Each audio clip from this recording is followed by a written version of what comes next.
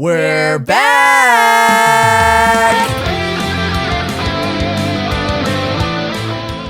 Hello and welcome back to another episode of Volume 1, the anime and manga podcast where we highlight and discuss new series each week. But today, we are back with more Done Piece. Finally!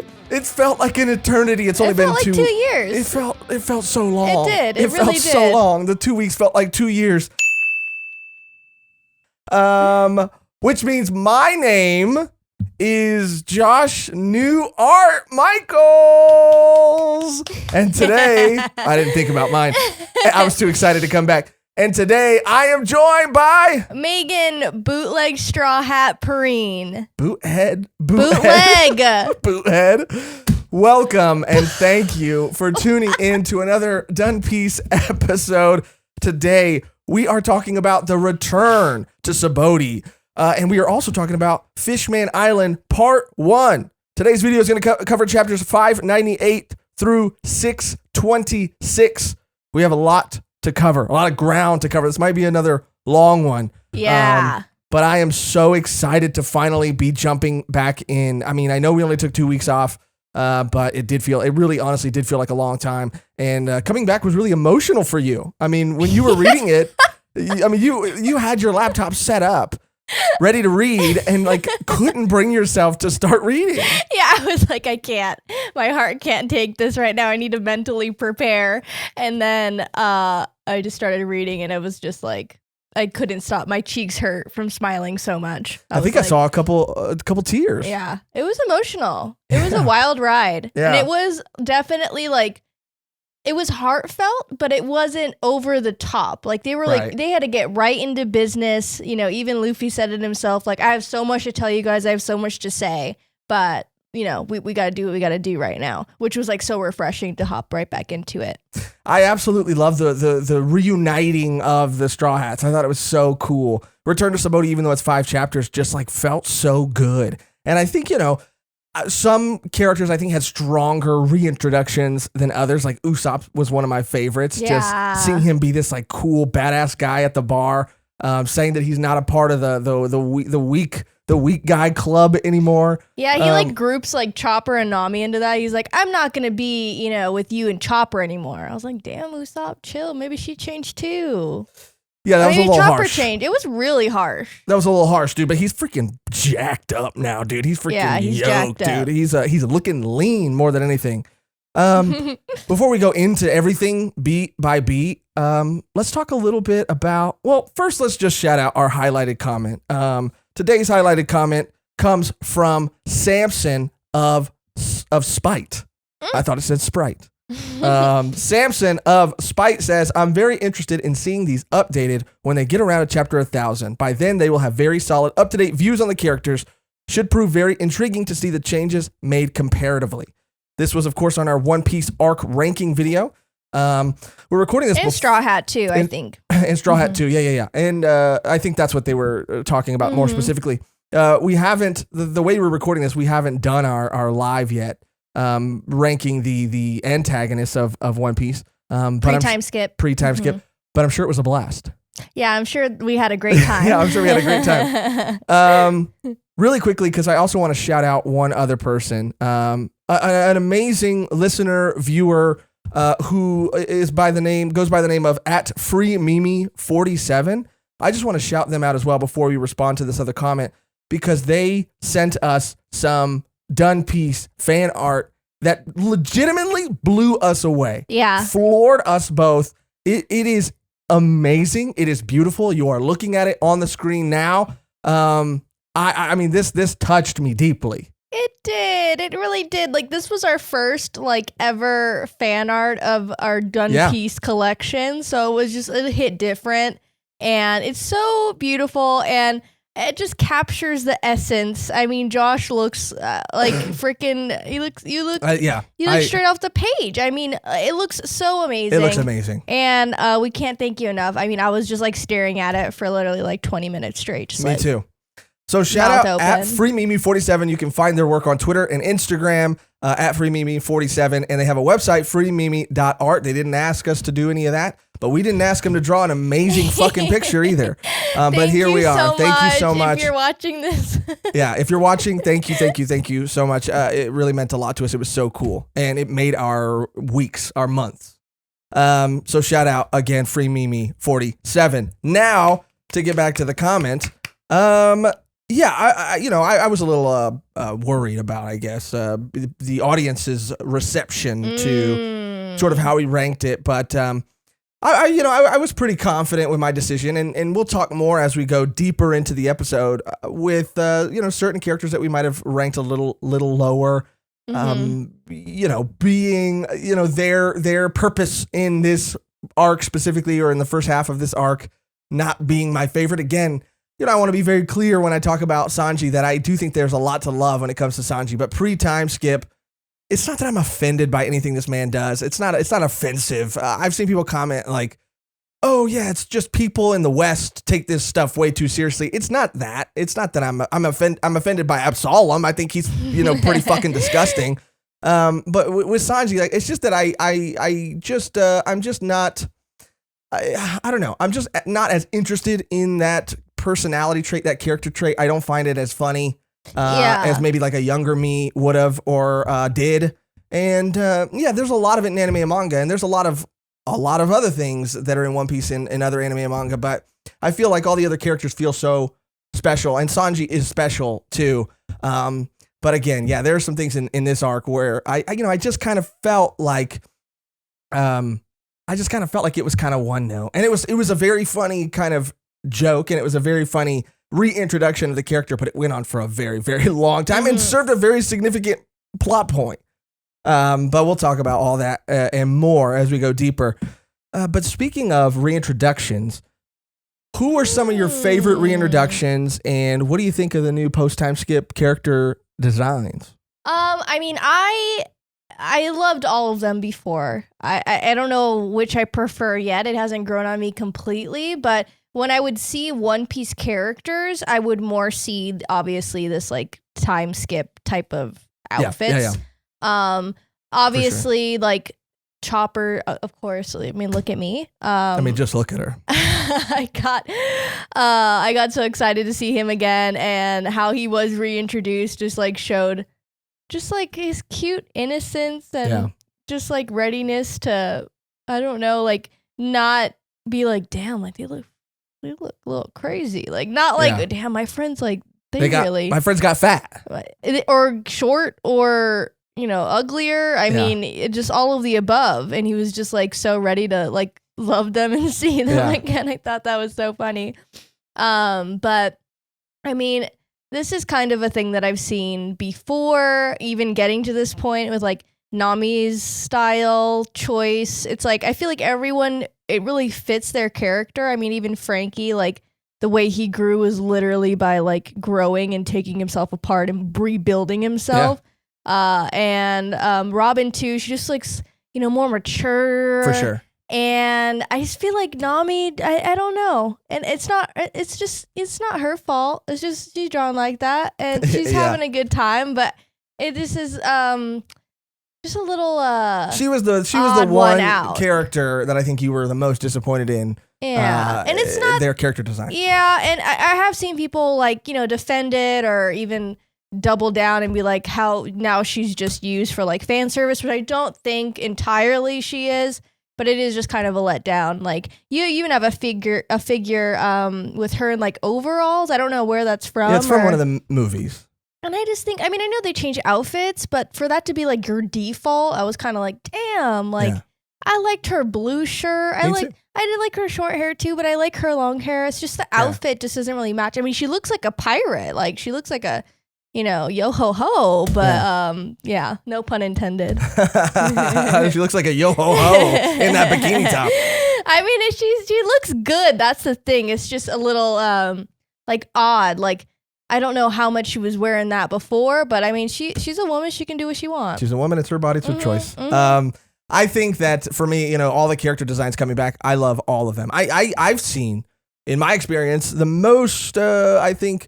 The one character that I think the people get most upset about is Franky. And I really like Franky's post-time skip design. I think it looks awesome. I think it's funny. I think it's cool. I think it's badass. I don't have a problem with it at all. What I have a problem with is everybody who tries to freaking cosplay it looks like a freaking maniac, dude, when they put that like bald cap on their head. He's a maniac. No, I mean, this is no shade to Franky. It's not even shade to Franky cosplayers, but I haven't seen like a Franky cosplayer who really like nails it post time skip. But I love his redesign, and I love Nami's redesign too. It doesn't bother me. The only thing, obviously, when it comes to practicality is that they're going to a lot of cold islands. I mean, even in this part, they go or pass through a very cold current, and it's not a very practical outfit. But I don't mind it. I think she looks great. I think Robin looks great. Chopper looks cool. Usopp looks awesome. Luffy looks, pretty much the same. And Sanji grew a little facial hair. And Sanji, Zoro's eye has one less eye. He has one less eye, and that was interesting. I mean, it's obviously his training, which was probably pretty intense. But it was interesting because I didn't really notice it, but apparently Sanji's like part is different. Oh, I didn't notice that either. So you're seeing his other eyebrow now, which is like the same. Yeah. So that's like the difference. And Chopper's hat, someone was like, what happened to his hat? Like his original doctor hat. And Oda's like, oh, he's just wearing that underneath this hat. And I was like, he's wearing two hats? He's two-hatting in this bitch? Like, he's a hat on a hat. He's a hat on a hat. Yeah. But yeah, I thought that was really cute because Oda's like, no, he wouldn't just discard that. That means a lot to him. I did. I don't know if it's just something that Oda liked to start doing with, using bolder shapes. Or creating like these like more recognizable silhouettes. Yeah, boulder shapes. Interesting. Nami had some boulder shapes. Robin had some boulder shapes too. That I didn't mind seeing upon return. But no, I think that it's funny because Law had a similar hat pre-time skip, and obviously we haven't seen Law post-time skip, but just seeing certain pictures. Chopper being a doctor and Law being like the surgeon of death. Law's post-time skip hat has a similar shape. And again, I don't know if it's just for the silhouette or Oda was just having like fun drawing these like style of hats. But in my own headcanon up until this point, and it's probably not true at all, but because how would Chopper know? He wouldn't know. But it is like... He might know. He's researched some doctors. Yeah, maybe he got a new wanted poster when he was on the Island of Birds or whatever. But it's just funny, and I think it's kind of cute that they have like a similar shape to their hats now. Because I've seen pictures of like Chopper on top of Law's head, and it's a match made in heaven. I love it. If everybody's if you're over here shipping Robin and Franky, I'm not shipping Law and Chopper in a romantic way, but in a best buds kind of way. In a platonic. In a platonic best brotherly love. Brotherly love, best buds. Yeah. I Robin all the way. Yeah, Robin and Franky Robin, aka Robin and Franky had a cute little reunion. There was Sparks were flying, okay, and it wasn't just Franky's new body. Yeah. It wasn't just his bright nipples. No, she was like, "You haven't changed one bit," and they were like, "It was a little." There was some tension. Something. There was some tension. It was a little something. I know that Oda said there'll never be a romantic pairing within the Straw Hats, but I like to dream, and I know they're in love, and you can't tell me anything different. And then One Piece is about dreams and freedom. Yeah, it's true. Freedom to love who you want to love, and if that is a giant cyborg man, yeah, of course. Do what you want to do, especially if it's a giant cyborg man. Especially, yeah. But I also saw an interesting theory that was pretty cool. Regarding Luffy's new outfit. Okay. So you know how he has a yellow sash? Yes. People were saying that that's his shirt that he wore in Marineford, and he tied it to him to like remind himself that he wants to like be stronger. And it's not like canon or anything, but wouldn't that be like cool? Oh, that's awesome. That is really, really cool. I love that. I hope it's canon. I like Luffy's pretty, he looks pretty much the same outside of the sash, and he has sleeves now.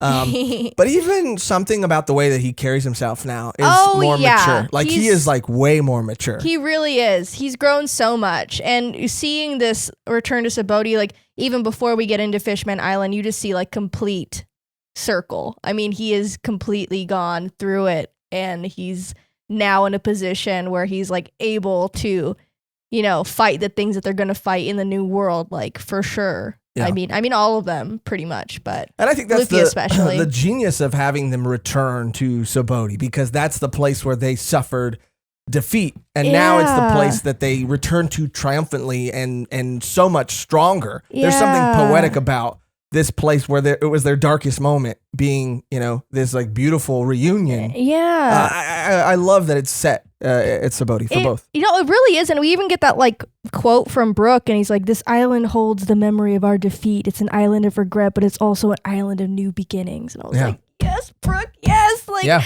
totally and truly, like it's you can even when we get to the point where he is battling literally the thing that stood in between, the thing that separated them. He goes through it, plows through it, all of them. And it's just like, yes, it felt so great. Yeah, I love all of their, just their sort of like, their physical strength, but they've just their inner strength, I guess. It's not just a little fake. Well, yeah, it's not. Most of them did progress. It's not just one of them might have regressed a little facial hair or anything, or like new outfits. Like they do carry a different sort of presence. They do feel more confident. They do feel. Yeah, it's totally a new presence, but it's also just like the Straw Hats we know and love. I mean, it's like a mix. I mean, but it's the perfect mix. Yeah. And in terms of Fishman, Return to Saboody, these are obviously just our general thoughts before we go deeper into it, but I thought Return to Saboody was beautiful in every way. Just the reunion itself, the moments, I like how everybody, Sanji and Zoro's moment, and Nami and Usopp's moment, then their moment with Chopper, then Brook and his world tour, kind of his coming to an end. I thought it was so awesome. And then how... everybody who helped them along the way showed up to help them escape. I loved that. Awesome. Or some of them who, like, even, Boa's crew, like, they kind of saw, like, glimpses of them, and they're like, wow, like, that's them. And you just kind of forget that, like, obviously not everyone knows each other, but they know of them. Yeah. Again, with the Straw Hats, too, like, people know of them, but don't necessarily know them, which played a huge, funny part, and I did enjoy all of that, and that sweet, like, that's what you get for doing that. Don't do that to my guys. Yeah, I thought it was awesome. I thought it was just perfect. Like you said earlier in the beginning of the episode, like I liked that it didn't linger on these like long, heartfelt reunions. It was like, boom, we got shit to do. We're back 2 years later. This is what we've been working so hard for. Let's go. And even Luffy, that panel of him putting his hat back on, saying like, let's go. There should have been a couple more O's on that. It should have been, let's go. Because it was so fucking sick. Yeah, like just that panel is so like, I got so emotional because it's just like so symbolic. Like his hat is exactly where he left it. Like it is staying in the same place, and he was able to grow because he was staying in the same place for like 2 years. And it was just like, take your time and like grow individually by yourself, and then you can like reunite with these people. And just to show like how much he's grown like through everything. Like damn, it was so like it hit me. Yeah. For sure. It hit me. And even though we waited only 2 weeks, it did feel like coming back. It did feel like a lot more time had passed. It really did. So I was a huge fan of everything. And like I said, we'll go more, we'll go through it more beat by beat. But in terms of Fishman Island, there's just a couple things I want to talk about before we go through it in our, part one, at least, discussion. So we don't have full context to everything yet, but it does seem like a lot of people aren't like, and I don't mean to generalize with any arc, there's a lot of people who are going to be vocal and say like, what do you mean? Like, I love Fishman Island. Everybody loves Fishman Island. But, it does seem that there are some people who are not the biggest fans of Fishman Island. Well, I mean, you see it like even when we were kind of talking about on one of our episodes, how someone suggested that we just skip Skypiea. Like half of the people that were responding, like, who even said that? So it is this thing of like, I don't know how many people are saying this, but like just doing research and stuff about Fishman Island in general, they might have been more so talking about the anime and the pacing in that, because I know there's a lot of like maybe like discrepancies, especially with like the earlier One Piece versus like now. I mean, I don't know, but they were just kind of talking about how like the main antagonist was kind of just one note, and the pacing felt weird, and it felt like the Straw Hats were only going to this place so they could like just defeat them to show how strong they are.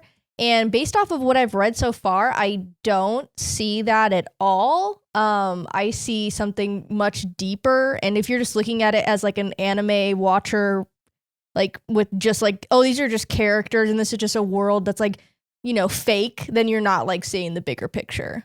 Yeah. For me, I mean, you know, in terms of like the villains feeling like Super One No, and I think you had said too that, you know, a lot of people feel like they're just there so that, you know, the Straw Hats can beat them up and you can see just like how much stronger they've gotten. But, you know, for me, the actual plot that is unfolding at this point is the least interesting part of this arc for me. But it is still such an interesting arc because of everything else. Like the lore, the message. Exactly. What Oda is saying in this arc is so powerful. And again, it is just so prevalent. And I love what he is saying here. And I love learning more about characters that we met in the first. Well, I guess Arlong Park was maybe around 100 chapters or so ish. But I love that we're learning more about these characters and we're learning more about their past and where they came from. And it's just like, again, like help build out this world and flesh out this world. And that's what I'm here for at least in the first part of Fishman Island.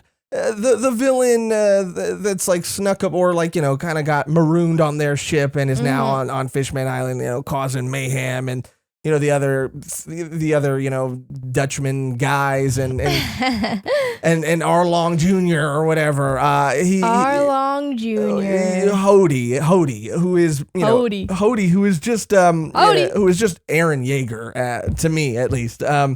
I think he's a little less cool. He's way less cool than Eren. Yeah. Yeah. I don't think he could be supported by ODM gear. Let's just say that. No. Yeah. No. But you know, they're fine. They're not like amazing villains or, you know, whatever, but it's everything else that just I love so much about this arc so far. And it's again, we're only halfway through. Yeah. Like the cultural relevance is insane. And I love to see, you know, kind of real life moral dilemmas, I guess, in stories that I read or watch, because this is like a complete just mirror to obviously like racism in general, but more so like specifically to like an American like perspective.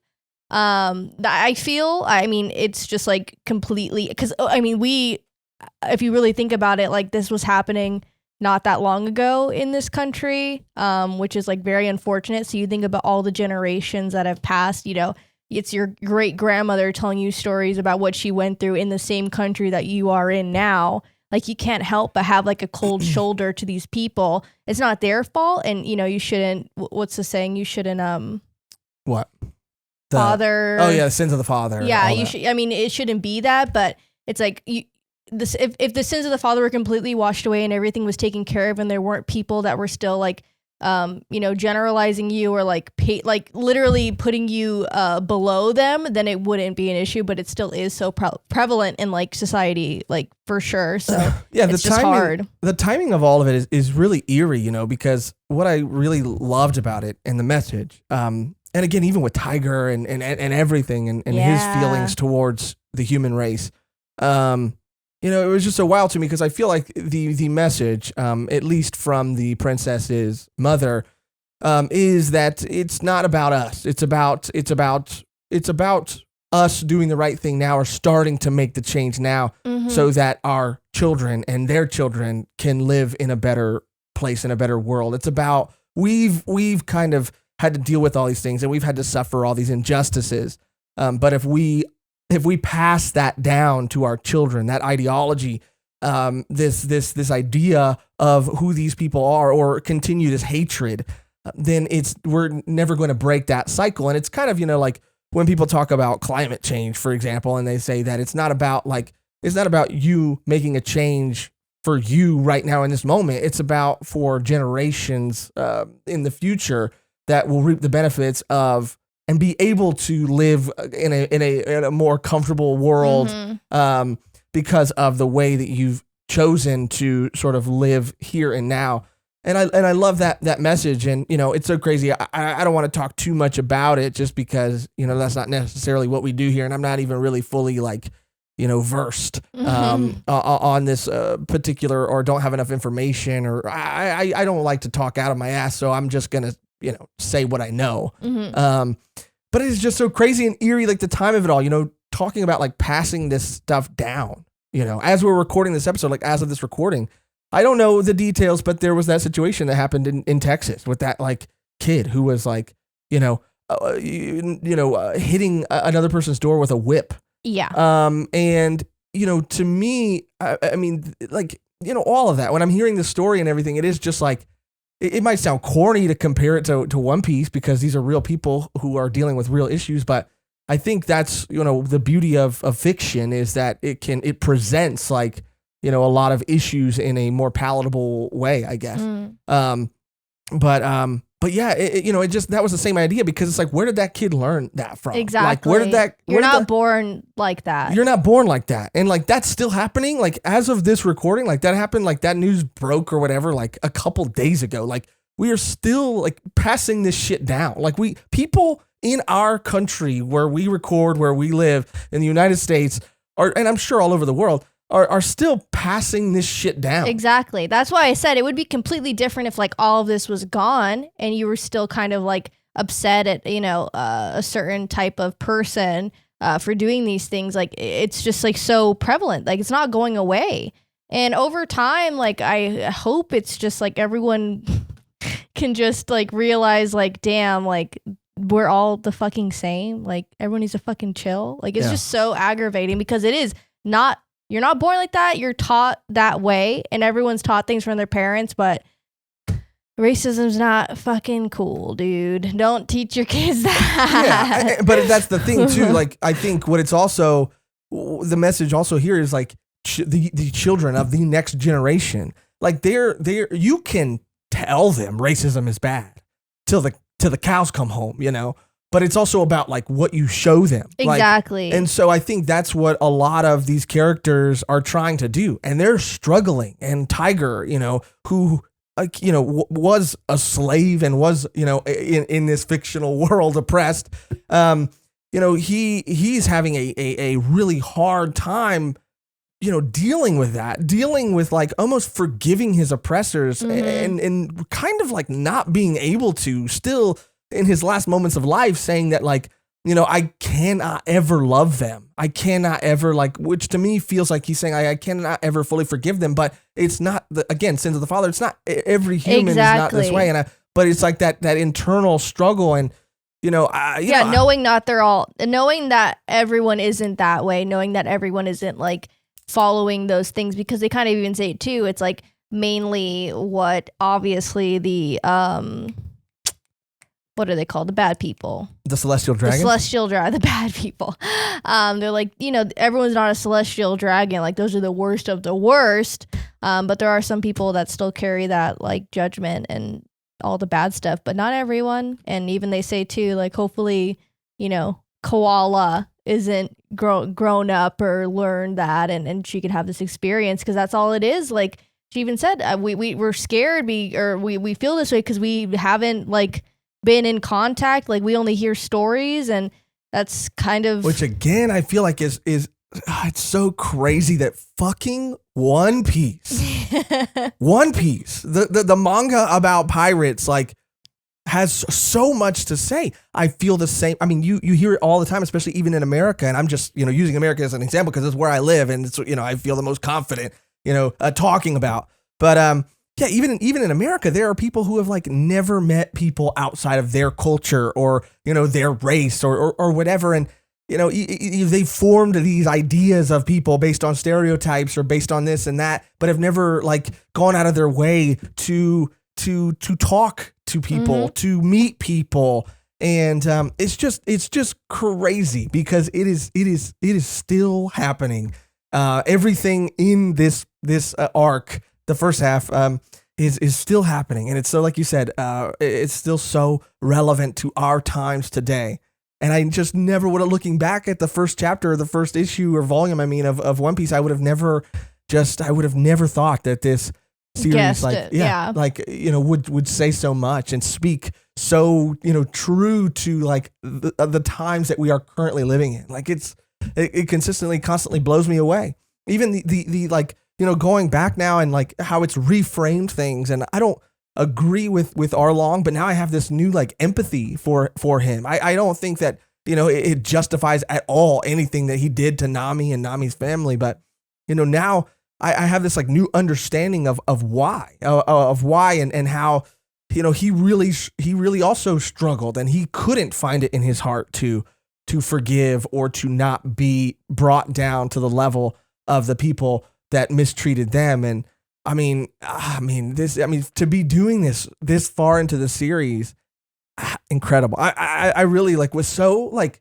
a lot of moments in One Piece are like hype and lit. But I was so moved by a lot of what I was reading in this arc. Yeah, same. Yeah. I also have a lot of cool theories that we'll save at the very end. I think that's a fun, one of my favorite new parts about these episodes is talking about some new theories. And a lot of the theories, or a lot of the, I guess, maybe some theories we had are still left open-ended, but a lot of our questions, a couple were answered. Specifically things that involve Kuma and stuff were not completely answered, but we got, we're like moving towards an answer. Possibly. Yeah, for sure.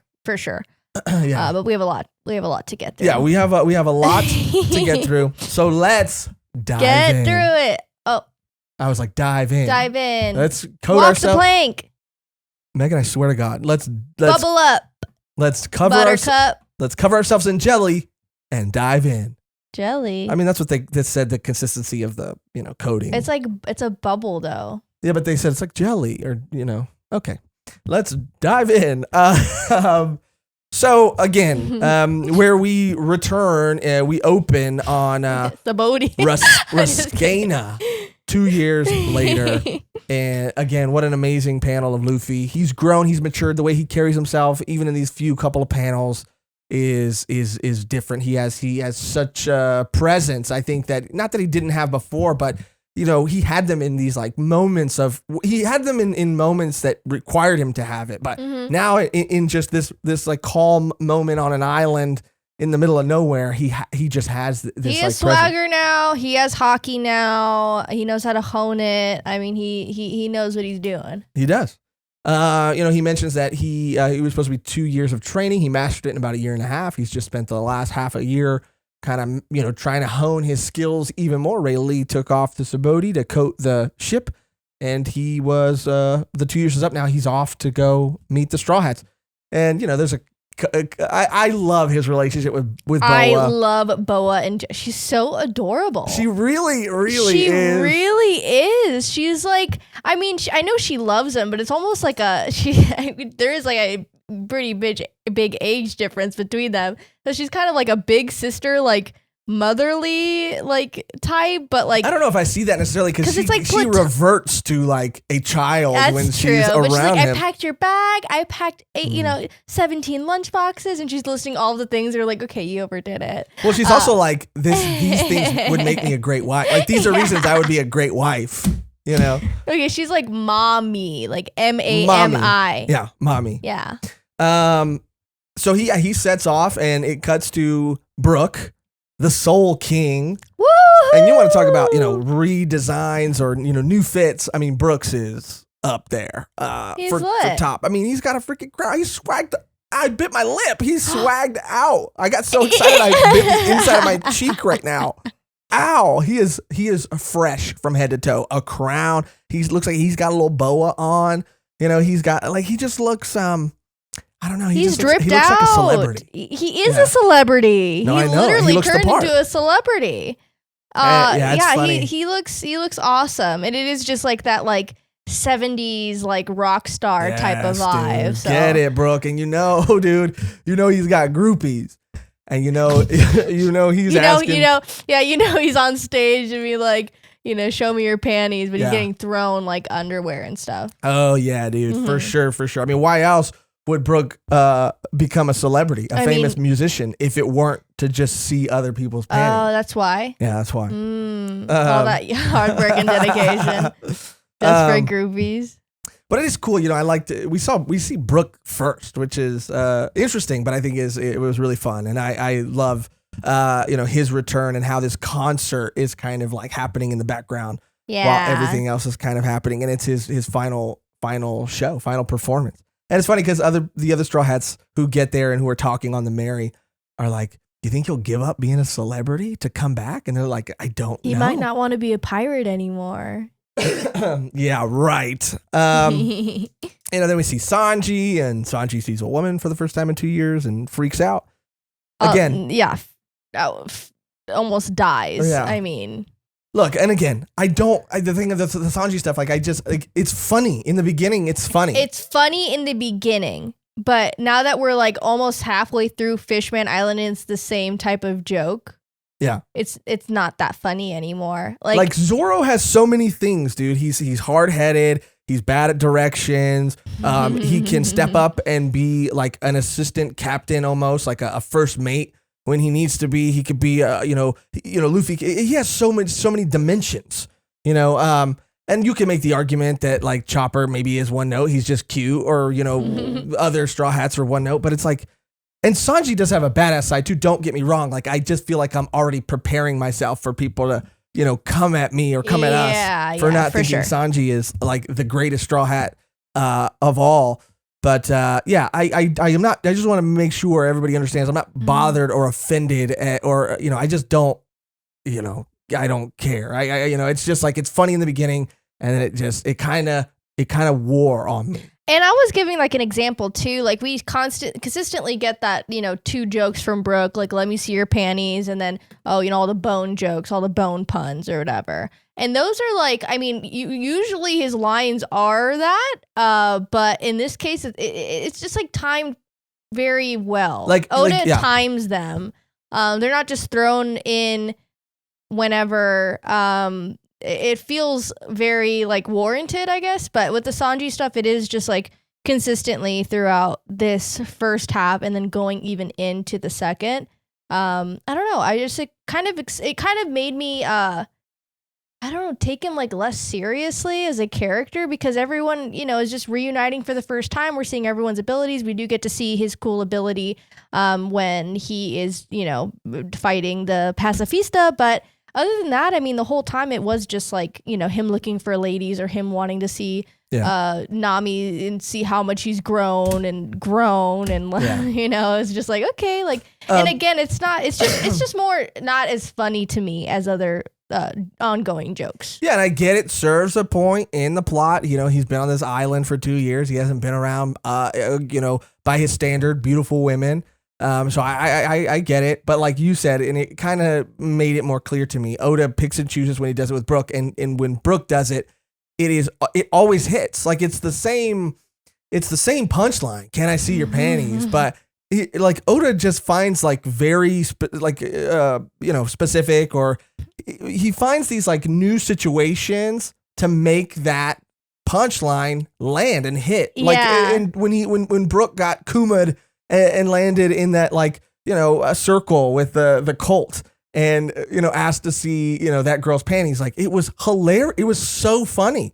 There are other times when Brook did it when he came back, when he like saw Nami for the first time. It was funny because it's like, you don't know when he's going to say it, what the situation is going to be, but it's more sparingly. It's used more sparingly than I think, you know, Sanji says. And again, I really like don't have a problem with it. I just, again, it's not like my favorite character trait out of all the other Straw Hats. That's all I'm saying. That's it.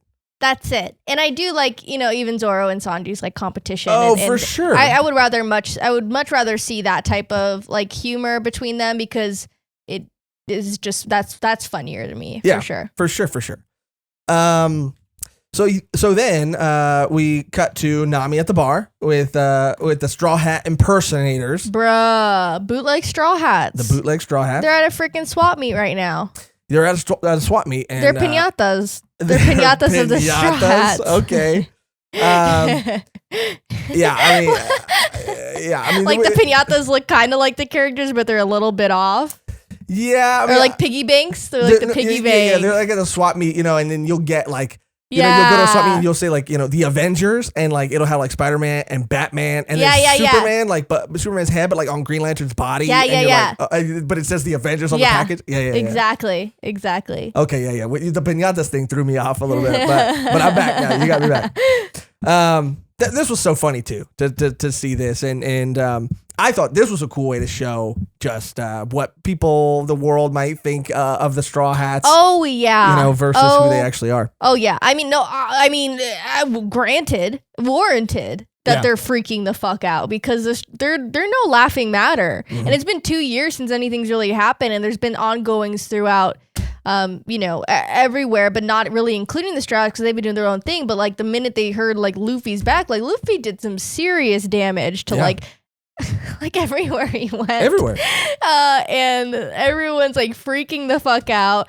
And you know, it's just funny because like, did these pirates not think that like they would ever like be chased after? Do they not think that? Well, he thought he had an army that could fight for him. That's true. But then would it be like, hey, can you like do something, Luffy? Like you. Well, he would use the cop. I mean, he's Buggy. He's like a wannabe. He's a wannabe Buggy. Okay, give Buggy a little bit more credit. No, he's a wannabe. Oh, he's a wannabe Buggy. Yeah. And he's just like, yeah, no, I you know, he could just say like this fight is beneath me, so I don't need to fight. I only fight really strong people, and he could say that no matter how strong, and that's just his cop out. But these guys were funny, and it was funny how you know, Chopper fell for it, hook, line, and sinker. Yeah, so fucking cute. But this is where Nami is reunited with Usopp, and their reunion was so fucking sick. They are so cute. Like they're one of my favorite duos. Yeah. Like that's been paired off or whatever they've done. Like you know, where they're even on the boat, bring it all the way back to the little garden, and they're on the boat, like all scared to get off the boat. Yeah. And they're just so funny together, and it was nice to see them because obviously they have like a special bond. Like I'm sure like this is, you know, canon. I'm like thinking about what all of them do on the ship. Like, you know, Usopp explaining to her all the rules of the weather baton and like giving her upgrades and teaching her how to use it. And a lot of headcanon. Huh? I have a lot of headcanon, just like what they do on a daily basis. But yeah. I think they have a really strong. All of them have a strong bond, but it was really touching to see Nami. Yeah, and again, together. I think Usopp, like just the way he was reintroduced. I mean, he is so much more confident, and he does look like he's, you know, been working out. I mean, he lost a lot of that, you know. I mean, all that fat went to his muscles. That's what I'm saying. You gotta fatten up and then burn it off. For sure. I mean, that's how you do it. That's why I'm in the bulking phase right now, and I'm about to get lean in a little bit.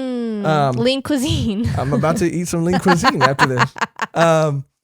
But yeah, because, you know, he's sitting at the bar, you know, he's kind of like, you know, a cowboy. He's like, you know, pardon me, ma'am, are these guys bothering you? I mean, it was kind of one of those moments. And then just seeing him again in that moment was one of my favorites. Like my heart kind of sank or fluttered when I saw him, and I was just so happy. And of course he uses one of his new attacks that he learned, Green Star, I think that he learned where he was at. And Nami uses like these like black bubbles, and she talks about this new technology that she found on this island. And they just kind of walk, you know, they walk out of this saloon, you know, with an explosion behind them. Like it was just sick. Out of all of the reintroductions, I agree. Sick. I agree. I think maybe my second. I don't know. I really did like Franky. I mean, seeing him was really funny. Yeah. But seeing him like hearing like how I love how they listed off like who came in first, and like Franky got here and he went straight to, you know, the Sunny, and it was just like, you know, obviously he's so excited to see it again. And it's all in one piece, and that was great too. Of that and how it was all in one piece. We don't find out, you know, who guarded it that second year yet, but we do find out that Duval has been holding it down while the Straw Hats have been gone. Him and Hachi were actually holding it down, but something happened and they got injured about a year in and have been recovering over the course of the second year. It was like a whole ass war. I mean those are just people trying to probably like steal it, because I mean it's made out of, you know, the tree, what is it, the tree of Adam, like it's the best of wood, and it's, you know, goated, so people are trying to steal it for sure. But he held it down for the Straw Hats. He kept his word. He held it down. And again, even I saw that, like, you know, I did notice that information the way there was like a gap in time, and I was a little curious as to what happened that second year and if it was ever going to be addressed. And when it was addressed, I was like, oh, that's fucking cool. Dude. And again, like, I don't want to compare the anime to the manga because there are a lot of good things that I've seen in the anime thus far. But I mean, just compared to seeing like Kuma versus Kuma, like in the anime versus the manga, like, bro, it was like intense. Like, it's just like the shading and he's just all like fucked up. And it was awesome. Yeah. I agree. I love the way the manga portrays Kuma. Yeah. We already talked a little bit about the stuff, so I'm just going to power through. That's when Chopper gets fooled by the fake Straw Hats, who also bump into Luffy. And we see Luffy for a second. And he kind of falls for it too. I mean, he thinks that's Zoro and Sanji. That's them. Then we see a little Luffy's disguise. And the reason this moment's cool too is because when he first bumps into the imposter Luffy tries to shoot him, and he's like, "Look, man, I don't want to do this right now. I'm on my way to meet people. I need to make the least amount of a ruckus as possible so we can all just leave." And the guy pulls out a gun and he just freaking matrix dodges the bullet and like looks at him with his Haki, and the dude passes out foaming at the mouth. And I was like, he's freaking. It was lit. Yeah, he's goated now. He's freaking. I mean, he was goated before, but now he's the goatiest. I think. Yeah. That was so sick. Then we see that Robin and Franky reunion, which again, there were some sparks, there was some tension. Who knows what's gonna happen? But then we see Zoro, or Sanji's looking for Zoro, right? This was one of the funniest reintroductions of the whole group. I was like, are you fucking kidding me? Like, of course, when they all get reunited, like Zoro's just gonna be in Fishman Island already, and they're gonna have to go meet him. Like, we're not gonna get him. I did think that was gonna happen for a second. I for sure thought that was gonna happen, but then of course, like, no, he just turns the ship around and he got stuck. I mean, he fell asleep on the wrong ship. Classic, hilarious, love it. And then woke up and it's like, you guys try to kidnap me, and I'm like, okay, no. They're like, you were a stowaway. Yeah, you were a stowaway on our ship. Yeah, that was one of the highlight moments in the Return of Saboody for me. And then we see Sentomaru, I think is his name. He's there with the Pacifistas, and there is word that the Straw Hats are there, but everybody's talking about these Straw Hat impersonators. No one knows they're impersonators. So he's like, I'm going to take the I'm going to take the two Pacifistas. Yeah, because they're going to be strong as shit now. Yeah. With me, and we're going to go put a stop to them. Then we meet some other characters, one character in particular who becomes a pretty big character, I guess. But again, I don't love this villain character, but wet-haired Caribou, and the Caribou brothers. He's fine. He's a little dick dastardly. He's kind of just always in the back. I like the comedic moments, like when he was on the Mary. Oh yeah, and Franky's just like looking at him. It was so funny. Yeah, you drew it. Show the camera. I don't know if you can see it very well. Yeah, that was so funny because it's just Franky. He's just like, is Franky scary? Franky's the goat. I don't know if people can see my post-time skip Franky figure, but I had to. But yeah, he's good for comedy, but it's like I don't think I'm supposed to take him seriously. Maybe I am, but I don't think I am, and I don't. He's just kind of there. Then we get Brook being sold out by his manager.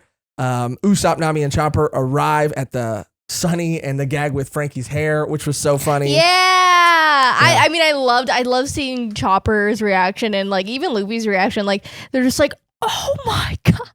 They're like freaking out at freaking Franky. It looks insane. Dude, and if you look in the background of the panels throughout, even into Fishman Island, he does it like 5 times. And it's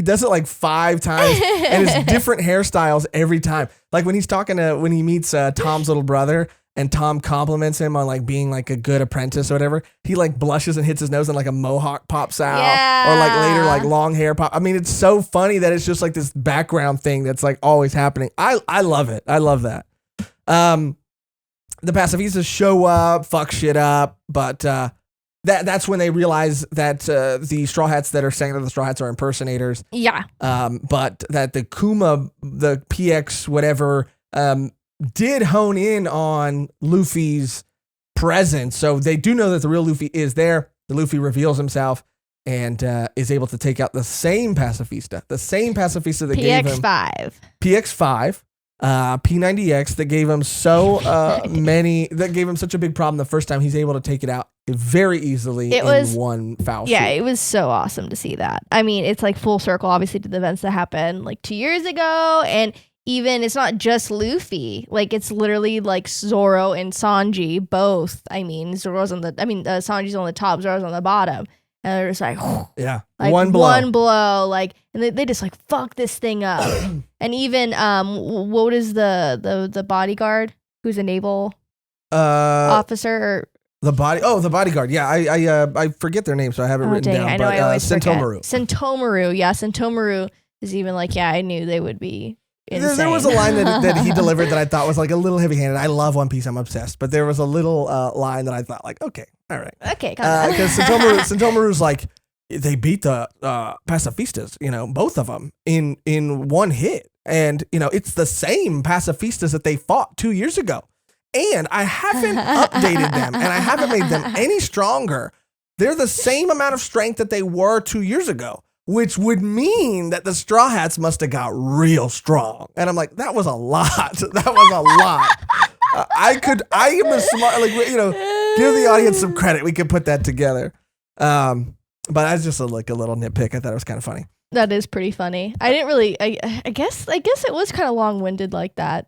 It just felt, and I was like, it's how you read it too. It's manga, and I was reading. It's not meant to be delivered that way, but I just. It's like we already saw that. We saw it. Yeah, for sure. And like you said, Zoro and Sanji take out one, which was cool, and like you said, their contentious relationship being back, I loved it, and it seems like they're leaning more into it than they ever have, and I like Sanji's evolution of like how he when he's talking to Zoro about like he's like.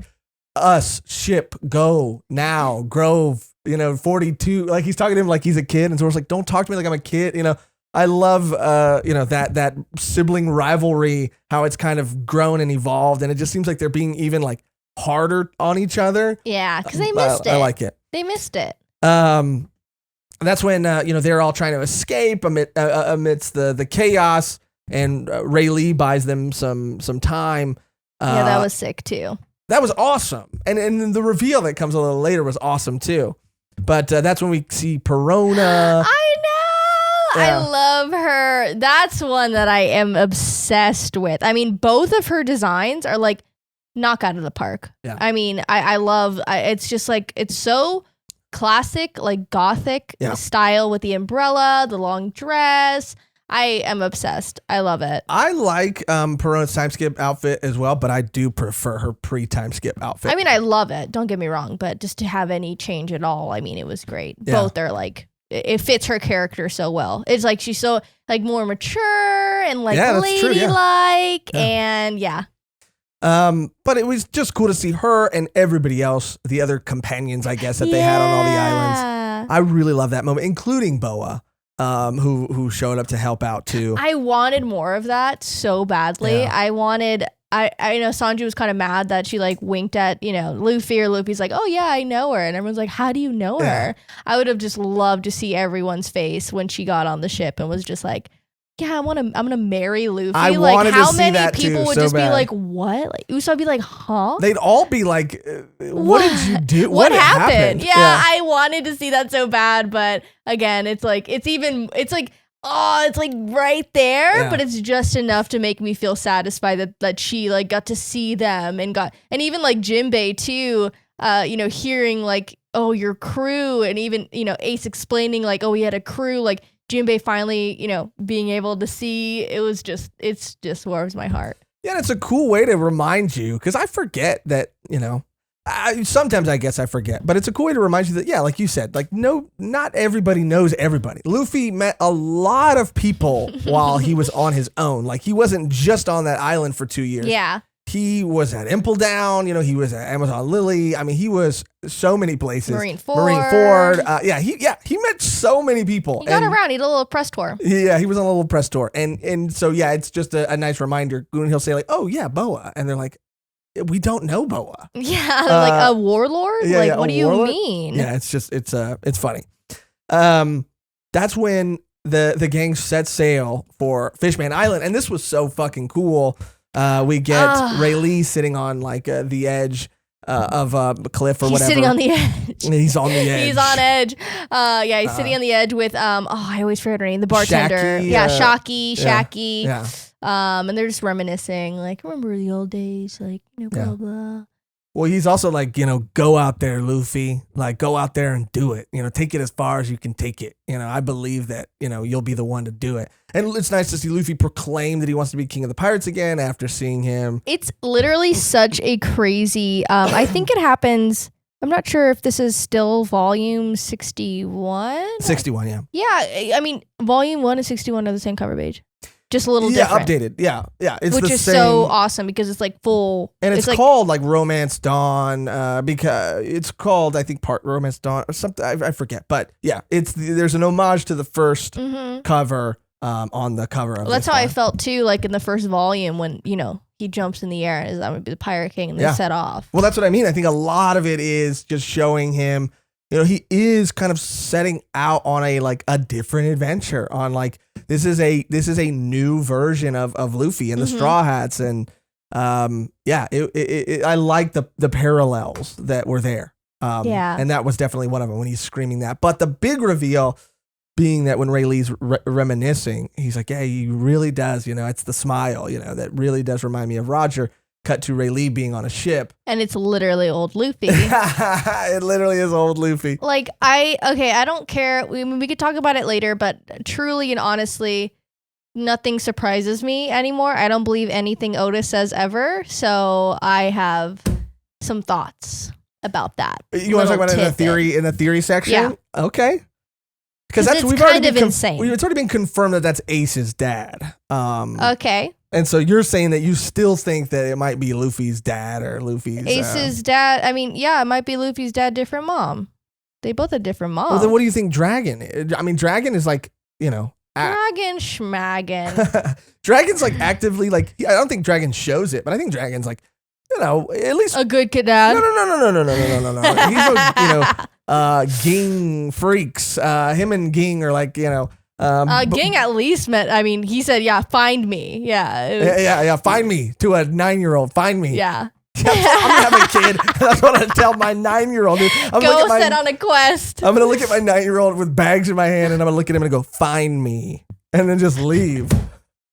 Him and Usopp and freaking Ging and Dragon can just have like a... And it's so funny. I don't have anything against Usopp, but it's like Usopp, people like to defend Usopp out of all of them. But I'm not saying he doesn't deserve to be, defended. Defended. I mean, he left him. he left. Take them with you. I mean, you can't do that. Are you insane? Take them with you. For all the shit that Shanks, one of the emperors, is going to get up to in the new world, take your freaking wife and kid? No. Take them with you. They'll learn quick. Okay? Anyway, what was it? Oh, yeah. He looks exactly like Luffy in this moment. And I guess I get that, too. Like, I wouldn't be surprised if there was some sort of twist. But I was going to say, like, Dragon does seem like he is a little... Whenever he hears about Luffy, like, there was that scene with him and... who was he standing? Kuma was there, and Ivankov was there, and they're looking off into the distance, and Ivankov comes up and was like, is there something in that direction? Because you always kind of look... he doesn't seem concerned or worried about Luffy, so... I mean, and I want to know like Robin's whole thing with like meeting Dragon. Like, I gotta hear about that. I know, and you like I love just the little tidbits that we get. Like just like Luffy walking over to Zoro and being like, so like, how'd you get that scar? And he's like, well, and I'm like, let me hear the conversation. I know, or everybody freaking out about Franky's new body and wanting to see all the weapons, and their eyes are glowing. And he's like, I'm not showing you the real weapons until later. Like, just and you're like, damn it. All these things. I love how, all these things aren't being given to you. Like, you're going to see them. You're going to have to work for it, bitch. You're going to have to work for it. Yeah. It's a lot. But yeah, I want to see all that. And, even Chopper, like, even that moment with Chopper and Usopp, I mean, not to go back a little bit, but like, I just had to mention that, like, he's just he's grown a little bit in his reindeer form. Yeah. He's a little bigger. Yeah. And it was just so cute. And Usopp kind of grabs him by the face and he's like, Chopper, you've grown so much. And he's like, you're going to be so much easier to like ride now. And I was like, damn, Usopp's about to mount Chopper. Like, they're going to be like traversing mountain ranges. Like, this is going to be so sick. Yeah. But also, to find out that the straw hat that Luffy has been wearing, that was a really cool reveal. That it was Gold D. Rogers' hat. Not that Shanks's. I mean, it was Shanks's hat. So I'm assuming at this point in the story that, Shanks was an apprentice on the ship. Mm-hmm. So Gold D. Roger gave it to Shanks. Shanks gave it to Luffy. There might be something between all that. Yeah, well, now we have to really think back and like think of all the times anyone ever said like that straw hat pirate before they were really referring to Luffy. Because we did hear it a lot like from Garp and from other characters. Like you were always thinking like, oh, that's Shanks' hat. Of course they're talking about Shanks. But I don't know now. Yeah, I don't know now. I don't know now. That's a good point. That's a really good point. Didn't think of that. That's cool. That's why I love this story. But it was an awesome reveal. And so they set sail on their way to Fishman Island. But Franky has some news to tell them, bro. And this was crazy too. Like this was really crazy. Franky tells him that when he showed up, he went straight to the Sunny, and the first thing he saw was Kuma sitting there, and Kuma looked fucked up. Because he had been guarding it for the other half of the year. He had been guarding it, protecting it. But Kuma obviously lost his identity, his all sense of self, all his memories. He's no longer a human. But this kind of like feeds into my Vegapunk theory. It did. And when I was starting to read this, I was like, damn, Josh did it. Like, Josh has, you already kind of thought of it. I mean, I didn't really think of anything because obviously like this doctor is making all of these things for the government. Like, why would he be on the opposing side at all? But now it's like very open-ended to what could, or is going on, I guess, with Vegapunk. Yeah, because there's no other reason for him to fulfill that. I mean, maybe that was one of Kuma's conditions, like, I'm not going to allow you to do this unless I can do this thing. But if it directly contradicted the government's, like, I guess, plans or what they were trying to do, like, I don't know if they would have been so eager to do it. But it seemed like Kuma was like, I want to protect the Straw Hat ship. You have to program me to do that one last thing. And Vegapunk was like, okay, yeah, cool. Or it was like Vegapunk. Well, they said it was Kuma's request. But again, I don't know. I guess that would make sense because I was like, how would Vegapunk be the one pushing like I don't even think he knew who like the Straw Hats were. I mean, Kuma would have more knowledge because of like Dragon. Yeah. And he also, told them that, the original Kuma was what he told Ray Lee, that he was a revolutionary, part of the Revolutionary Army and all that stuff. So it was a really cool moment when Franky said, I loved this panel and I loved this dialogue where Franky just said, like, all of this would not be without Bartholomew Kuma. Mm-hmm. None of this would be possible. Like, we are here because of him. We are indebted to him. We owe everything, in a sense, to him. However, when we see him, if we see him again, he will not be that man. And so we have to, act accordingly. But it was just this like really intense moment from Franky, where he was just trying to tell people, like, we need to, give this person thanks and be grateful.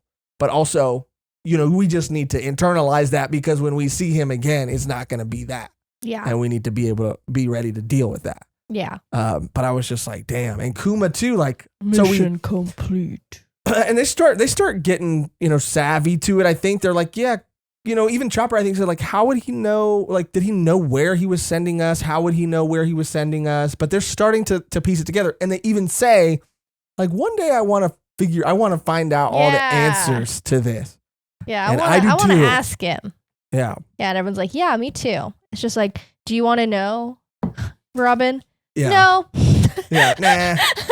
I'm okay. God damn it. This is when they're, down before they get to the deep current. They're underwater and they see a sea cow, the same sea cow, from the Arlong pirates, which leads me to believe, like, I should have looked it up before the episode, And I'm even like regretting saying it because there's gonna be so many people that are like, how do you not remember that? But we read a lot, and it's hard to retain every single character's moment, like every detail about every character. And I just, for the life of me, am drawing a blank. I cannot remember what happened to Arlong at the end of Arlong. I mean, I know he was defeated, obviously, and I remember the whole fight, vividly. But I just do not remember, I don't think he was killed, but was he taken prisoner? Like, where was he taken? Was he kind of just, I cannot remember how, that was resolved. But we just get a lot of Arlong here. And so like, I'm wondering if we're going to see him again. Cause he's a villain or an antagonist, but I actually kind of love Arlong. I think his character design is one of the coolest Fishman character designs. Yeah, I guess he just, it's a comment. I'm sorry. There's no clear. Yeah. Well, I just think it's interesting. If you remember, I just remember getting beaten up. Well, I'll look into it. But yeah, let us know in the comments. But I do think that, it is just interesting that this sea cow is here too, because, I just want to know where he's at and what happened to him. But anyway, it was really cool and really funny to see the sea cow again. Momu. Mm-hmm. But it's being pulled. It's pulling the ship of Caribou and his Caribou. Caribou and his crew. And when he sees Luffy and the Straw Hats, he like flashes back to the moments where they like fucked him up, and he like freaks out and runs the other direction. They literally like beating the shit out of him, and he's like, ah. And maroons the wet-haired Caribou on the Sunny. And it's just so funny because he's like, yeah, we're going to take you all out. And he looks and there's no one there. And he of course tries to do the villain thing where he's like, I'm not even the guy leading this charge. Yeah, Franky just grabs him. Like, they just, like, that's the only thing they do. It's just like he jumps and then he grabs him and he's like, okay, please no, please God no, please. Because I mean, Franky got that grip, got that strength. And he's got little hands inside of his bigger hands. Little hands. Yeah, which definitely comes in handy. Yeah, definitely. That's another reason why he's a perfect match for Robin. Because he technically has like 4 hands, right? Oh, yeah. And so, Robin, she can sprout multiple hands. So they can hold 4 hands together when they walk. Yeah, they can. Oh, that's what. Like. They can. Mm-hmm. Well, like when they're going on a date, no, I'm talking about before they fuck. They can go on a date together. They can hold 4 hands, and they can do a lot of other shit. And Robin's got some big hands too. Yeah, she got some bigger hands. I love this part too. I mean, just all of it. I mean, I really hadn't felt this way reading One Piece since like Skypiea, just with all the detail, the world, the currents. I mean, all of it and everything was so reminiscent of Skypiea, just in that sense of like how much information we were being given, and how fun everything was, and how excited the Straw Hats were to see this like new area, which is kind of like probably intentional because it's like sky, sea. I mean, it's up and down. But yeah, it was just so cool to see all of them kind of like stepping up. I mean, even Robin like does her new move and she's kind of like sweating. She's like, yeah, like they're all kind of just like showing off their new stuff. And even Usopp's like doing stuff. And Zoro's like, that was great. Like they're all just like hype each other up. And I love it. I'm here. Yeah. Even Chopper got a little bit of shine. Damn. Yeah, he got some shine. But I think that's once they got to Fishman Island. That's what I mean. Yeah. When they're like going. When they're going towards there, because he like blocks an attack. Oh yeah, that's right. And then he does another one later when they get to Fishman Island, the karate point. Yes. I love that version of him. He's so chunky and so funny and so cute. But yeah, it wasn't until you said it too that I was like, man, like this probably I felt like it took me the longest amount of time to read this part, because it just felt like so much, and in not a bad way at all. I wanted to retain every piece of information that I was being given as I was reading it. So it took me a long time, but I definitely haven't felt like that since Skypiea. Just like this overload of like information and currents and dials and new species, and how these species like mingle or how they have offspring, which I do think, and I'm gonna save that for my theory corner, for one of my theories in the theory corner. I don't think that Oda would have spent so much time and done it so much if like somebody wasn't going to turn out to be somebody's kid that looks nothing like them. And so Oda's planting the seed because he did it like 3 times. Yeah, for real. They wouldn't have brought it up just because you could say it once and then be like, oh, that's why she's so big. That's why they look different. Like, it was definitely intentional. And, you know, even something like, you know, Chopper being like, oh, Sanji's blood is, you know, very rare. I was like, what's that about? But then it just ended up he got like a nosebleed. Yeah. I thought it was gonna go like deeper and like where he's he came half from. Fishman. Yeah, he's half something. He's got, you know, who knows? I don't know. But yeah. And there's something else interesting with Sanji that I wanted to talk about too when we get there. It has nothing to do with the nosebleed thing, but there was just an interesting thing that I think was an aside, and I don't recall ever being addressed again. But we'll get there. Anyway, so we're learning all about the deep current. We're learning all about 32,000, leagues under the sea is where they have to go, and how the deep current works and the climates and everything. And this was really cool. Definitely, extremely creative and very, like you said, similar to Skypiea with the amount of information we were being given. But then, this arc starts to feel like the most piratey of all pirate arcs of all time. I was like, when did this come out versus Pirates of the Caribbean, Dead Man's whatever? Dead Man Tell No Tales. Yeah. No, Dead Man's Chest. Dead Man's Chest. I was like, it's very similar, and I know there are pirate tropes that have been around for a very long time. Even all that they use in those movies are legends and stuff like that, yeah, too. But a little... The crab guy, I mean, they look very similar to some Davy Jones pirate crew, in the movie. Well, yeah, but I mean, they don't look anything alike, I don't think. But it was just the most piratey, I guess. Like, we're hearing about the Flying Dutchman. Flying Dutchman. I'm like, now it's SpongeBob over here. Yeah, you can't help but think about that. When did SpongeBob and when did SpongeBob and One Piece come out together? And Pirates of the Caribbean, One Piece, SpongeBob, and this arc. This arc, One Piece, SpongeBob, and Pirates of the Caribbean all came out. We have to know. It's very important. No, but yeah, I just think it was so awesome to see, like, not only the Flying Dutchman, but also the Kraken. Excuse me. Yeah. Like, what? He was cracking me up. Oh my God. I have a lot more fish puns. I'm just ready to get into it. Okay. And I will not be selfish about it. Oh my God. Oh God. Okay. Powering through.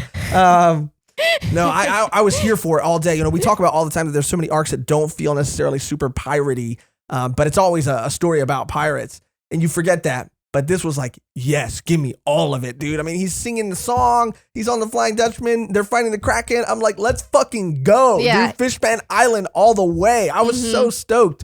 It was a great introduction. It was a great journey to get there. Yeah. It definitely felt like there were like trials they had to go through. Like, it was not an easy feat. Yeah. And even like Nami talking about the information she got from Rayleigh.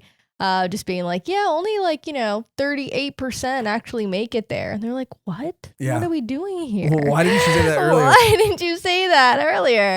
And of course, in true Luffy fashion, Luffy tries to tame the Kraken, which is amazing. Which is crazy because you're like, Luffy, how the fuck? You're like, Luffy. But then you I didn't doubt it for a second. I was like, of course he's gonna do it. Of course he's gonna do it. And I really didn't think about it until I was like brought back to a moment on Amazon Lily, and then also when he's on that island, on the other island, and then we see it again later on with the sea beast or whatever, I think. And I was like, oh right, yeah, he can use that kind of ability now with the Haki. Yeah, but I mean, even on Thriller Bark when he couldn't, he saw the Cerberus thing and he's like, I want it as a pet. I want it. Like he's just the goat. So I knew that was gonna happen because they disappear for a little while and you're like, what happened? And I'm like, Luffy's got this. Yeah, I knew they weren't dead or. But what's interesting is when he starts fighting the Kraken for the first time. Again, it's impossible to avoid every spoiler. So when we see things, we can't. I'm not gonna gouge my eyes out every time I'm in an anime figure store or at a Barnes and Noble or something. You see things from time to time. Even on the internet. So I've seen certain images of certain maybe other forms that Luffy has, but I've never seen. I've never known why or how or what allows him to be able to do this. But it looks like we started to get a little look or a little peek at how these forms are possible here when he's fighting the Kraken for the first time, because he uses colors, arms hardening. Color of arms hardening to do his elephant gun, and it's got that same color that I've seen him use in other forms. So that was pretty exciting because I'm like, we're finally here. Yeah, I can't wait. I can't wait. When they're fighting the Kraken, you see a little shark with a t-shirt get. I was like, what is this? He's wearing a t-shirt? I was like, I love it. I was like, it makes sense. Yeah. And then they all get dragged down, Kraken included, dragged down by the current, and that's where they get kind of separated. I'm sorry, I have a cough. If I drink too much water, I'm gonna have to pee. It's a whole thing. That's when we officially meet Captain Vander Decken and the Flying Dutchman. Vander Decken, god damn it. Watatsumi, who's kind of cool. Like, I hate him as I hate him too. Character, but like he's a really kind of cute, kind of cool guy. Him like in design. And then like also I think it's like Hyozo, the octopus guy. The swordsman. The swordsman, yeah. He's really dope. I love all the character designs for sure. But and we also get, like Franky's nipple lights, which are really funny. And I got really sad every time Brook would like brought up like, yeah, I don't like being in the dark. Yeah, I don't like being. I was like, this poor fucking baby.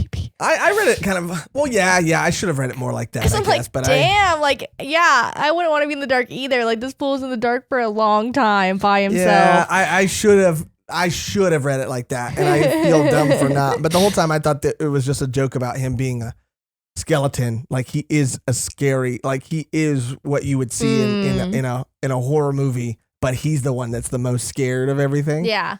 But maybe it's a little bit of both. Maybe it's a little bit of both. Maybe it's a little bit of both. But yeah, and Franky's nipple lights. Are you freaking kidding me, dude? He's like, Copper's like, you're gonna shine lights out of your eyes? And he's like, no. And you know what was so cool about it too? Like, I don't know why I was so like into this too, but like the Sunny has headlights. I was like, that's cool. Yeah. I loved it. And then of course, Luffy does tame the Kraken and names it Tsurume, which means like dried octopus or something like that. Yeah, or like dried something. Squid, I don't know. Then we have the whole volcanic eruption thing, and Caribou's ship gets crushed by the Kraken too. Again, I'm not invested in this guy at all yet. But then we see them once they get kind of sucked down. They arrive at Fishman Island, but they're not in yet. They're kind of at the seafloor, and they come across Hammond and the new Fishman pirates. Which, again, to see that Arlong tattoo and to see the new Fishman, the new Fishman pirates, I mean, I was feeling pretty giddy. I was feeling pretty excited. Giddy? Yeah, I really was. Even though Nami's face was like, "Oh God, I'm back." Well, just again, not for that reason. Like, I wasn't like, "Oh yeah," like, "Oh yeah." But to see, I'm just excited when characters or groups from previous themes like come back or are reintroduced or where time has passed and things are different. And I don't know, I was just really excited to see kind of like, even though they're not familiar faces, like a familiar symbol, familiar, which again we do get to see another symbol, or more specifically another Jolly Roger that I think gives us a lot of insight into what we can expect going forward, which I think is pretty cool. And I was also super excited for that too. Things are moving in Fishman Island in the deep current. Oh yeah, things are swimming along. But so that's when they throw themselves with the coup d'event into Fishman Island, and they get separated. Chopper, Usopp, Sanji, and Luffy wake up in Cammy's apartment with a little guppy mermaid quintuplets. Oh, those were so cute. I was like, oh my gosh, she had kids, but no, it wasn't. I thought that too. I was like, damn, this girl been busy. Well, she probably had them all at the same time. Oh, that's right. Fish can do that, huh? Yeah. Super cute. And they, Sanji's like, freaking out, of course, but not as much as he freaks out when they get to the mermaid inlet. And I liked, this was funny. This was like genuinely funny where, this is a situation where he should be like freaking out the most, but he kind of like hunkers down and he's like, I'm not going to waste any of my time. I'm not going to waste this opportunity by like, with nosebleeds and this and that, because I thought this was used as some sort of comedic device to just show that Sanji is like, it's a thing that happens and never has like real world consequences. But apparently in One Piece, like Sanji loses a severe amount of blood, and it's not a gag, it's not a joke. Like, he needs a transfusion. Yeah, he's gonna fucking die. And like new like this. I mean, it's a huge. The transfusion of blood is a huge theme in this part of the arc. So it was just funny. They're like, yeah. No, we're not going to give him a transfusion because he's human. And that just played like a crazy amount into the story. I mean, it is funny that trope or that device, that gag has real world consequences that do lead into this like very important thing. Yeah, that happened. And in this moment too, I was like, damn, like, you know, we kind of got explained, we kind of get explained that Fisher Tiger, you know, the reason why he died was because he wasn't able to get a transfusion. The humans didn't give him one. They didn't give him his blood. And I was like, damn, I want to know about this Fisher Tiger. And sure enough, of course, you know, a flashback central, which I was like so happy about it. Yeah, for sure. It was a highlight for me. Yeah, he just did a little Bob Marley, huh? Bob Marley? Well, I think I heard a story about like Bob Marley, like someone said that he could have been saved with like modern medicine. But he was like, nah, dude, all I need is ganja. And he died. That's how he died. But he could have survived if he just took some medicine. I don't know. Maybe it's just a myth. But yeah, I never heard of that. Either way, like, you know, go out the way you want to go out, King. Like that's fucking awesome. It's a G shit. Like that's the G-est shit. To be like, yeah, I'm gonna go out doing me, you know? But they wake up and then they go, to the Mermaid Inlet. That's where the royal gondola from the Rigu castle shows up. Rigu? Rigu. Is it, how do you spell it again? It's Ryugu. Ryugu? I don't know. It sounded like you said ragu and my stomach growled a little bit. I said ragu. Yeah, that sounds really good. It does sound good. I love ragu. Who knew? But yeah, this is funny too because they get there and they think that they're in all this trouble. Sanji's hiding. He's hiding in the bosom of a mermaid. This is his heaven. This is his paradise. And this is what I kind of wanted to talk about because I'm almost positive. I'm actually very positive. I just don't remember how it was resolved or if it ever was resolved. That he gets to the Mermaid Inlet. He sees all the mermaids. He sees this land that he's in, and he says like, "This is the all blue. Like I've found it." Like. I don't know if that was a joke. I think that was a joke. Yeah, I think he just said, like, I'm going to stay here. Because even Chopper says later, like, Sanji, this is what you've been, like, looking for the whole time. Like, what's your goal now? Like, what are you going to do now? And Sanji, like, I think, like, ignores it. It might have been a joke, and it went way over my head, but imagine. That would be crazy. I hope it's more. I mean, he's still maybe he has a different goal now or something. Maybe not. And now that I'm saying it out loud, it feels like a joke that went over my head, but yeah, I just thought that was kind of crazy. Anyway, it's so funny that he's in the bosom of this mermaid. I mean, he's in heaven, he's in paradise, and he's holding it together. And Chopper's so proud of him, like, damn, he's actually doing it. That was the best part about the Sanji bits, by the way. Yeah, it was like Chopper's reaction, Usopp's reaction, but mainly Chopper. I mean, he's just trying to get the team along, the crew along, all in one piece, and Sanji just is pushing it. He's pushing it to the max. Yeah, it's so funny, and he can't hold it anymore or any longer, and it all comes up, and they try to run and escape. The other pirates are there too. The new Fishman pirates are there too. But it's funny because you find out that they weren't even there. The Neptune brothers weren't even there to harm them or to imprison them. They were there to deliver a message from Jinbei. Which I was like, oh, because we find out earlier. Yeah, we find out earlier that Jinbei is like, he's not there. So you can't see him. And then I was like, oh, okay. But turns out. And I do want to mention something about the Neptune brothers when we first meet them. We got Bosi, Ryu Bosi, and Fuka Boshi. What is so funny, and Oda does this. Oda's so incredible, actually. And Oda does it, and I am just constantly blown away every time he executes it so well, and he seems to execute it well all the time. He will I think I know what you're going to say. Does it have to do with the singing? Yeah. I really loved that. I was like, how does he always introduce these, quirky, crazy characters and give them these like personality traits that are so just off the wall, so random, And to be honest, like when I was first introduced to them, I was a little annoyed. Like I was too. I was thrown off guard. I was like, okay, I guess this is what we're doing. Yeah, I was like, I guess this is Fishman Island. Yeah. I guess it's Fishman Island. We're here. No wonder everybody hates finally. this arc. Just But yeah, that reveal and that payoff was insane. It really made me like tear up a little bit. It shook me. I was like, I never saw that coming, and it had so much heart. And what? Excuse me?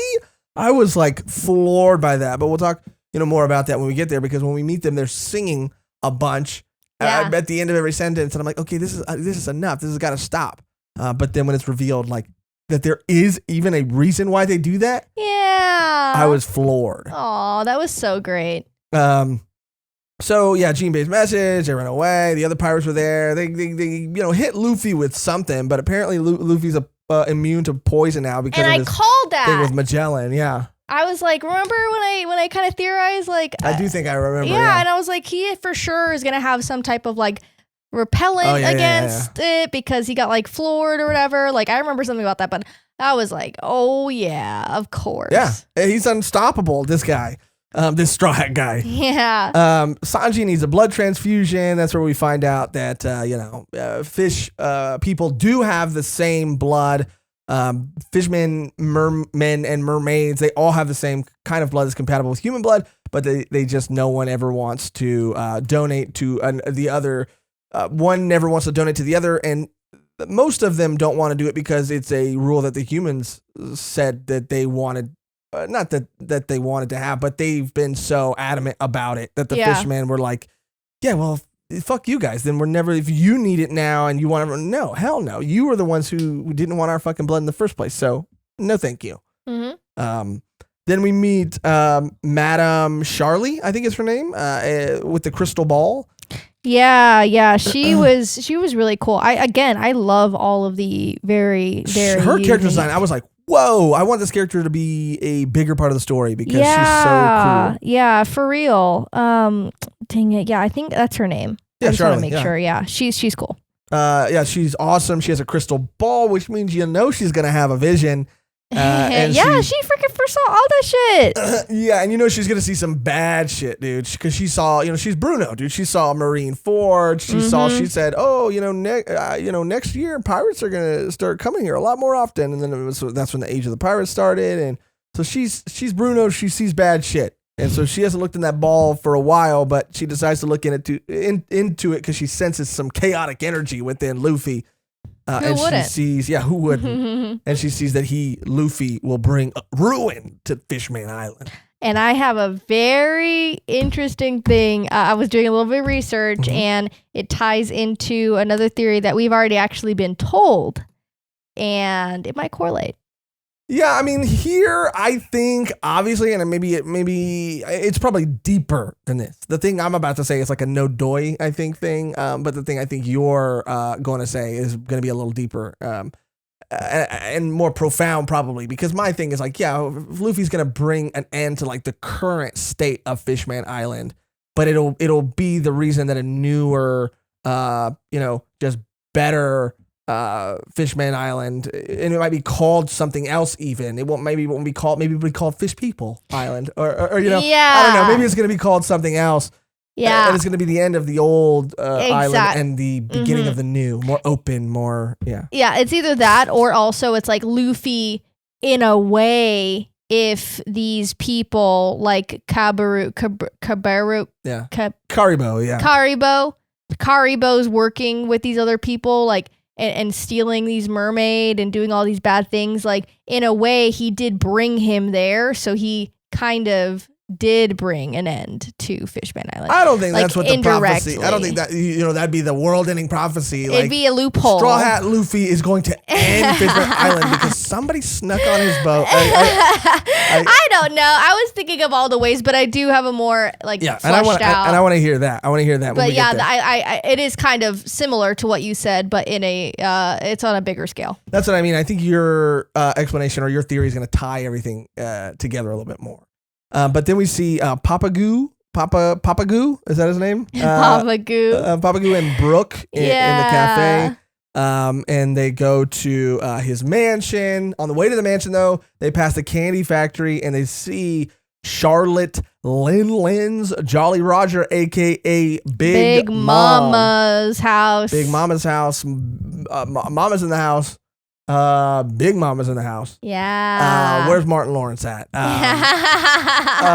But they see her Jolly Roger, and of course you can't dodge everything. I know Big Mom does come in and it plays a big part in the story later on. I don't know in what way, but we see her Jolly Roger and hear her mentioned for the first time outside of on Thriller Bark when the person who introduced them to the Vivre cards in the first place said like, yeah, this is my mom's Big Mom, So I do know that they're going to run into her eventually, but I don't know where she stands. Exactly. But it kind of got like a weird, not a weird vibe, and she's one of the 4 emperors. Exactly. And they were kind of explaining like, she's similar to Whitebeard in a way because she is like protecting you guys. He goes, well, yeah, but like Whitebeard didn't ask for anything in return. So that kind of made me like think, like I wonder what's up with Big Mom. Like if they didn't make the candy quota that week, like what would be happening, Yeah, she'd come to collect. Yeah. And that would not be good. Then we come back then we, I guess, meet Hody Jones. Hody. And their strength enhancing drugs or their energy steroids that they have. I was trying to think of like a really cool like fish steroid pun, but there's just like none I could think of. The old fish food. Fish food is high in protein powder. I don't know. Yeah, no, there's not really literally anything. Comment below if you have a good fish steroid pun. Because I was wrapping my head around it and I could not think of it. I'm gonna speed through this a little bit, but this is when we meet Hody Jones and we find out about this drug and we see a moment between him and this crab-handed guy.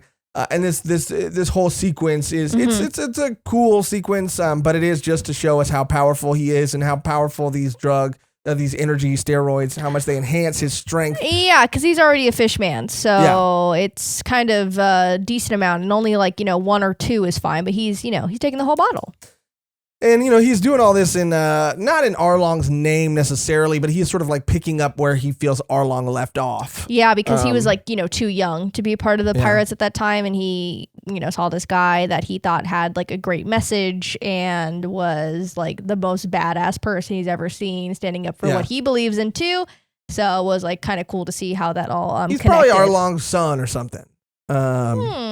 Maybe not. I mean, I don't know. Probably not. I mean, probably not. You know what? I think it's because he looks too much like Arlong to be Arlong's son. I think the reason, again, that they kept saying like fish people could look like anybody. And if they look like a completely different animal, that just means that somewhere in their lineage that animal was.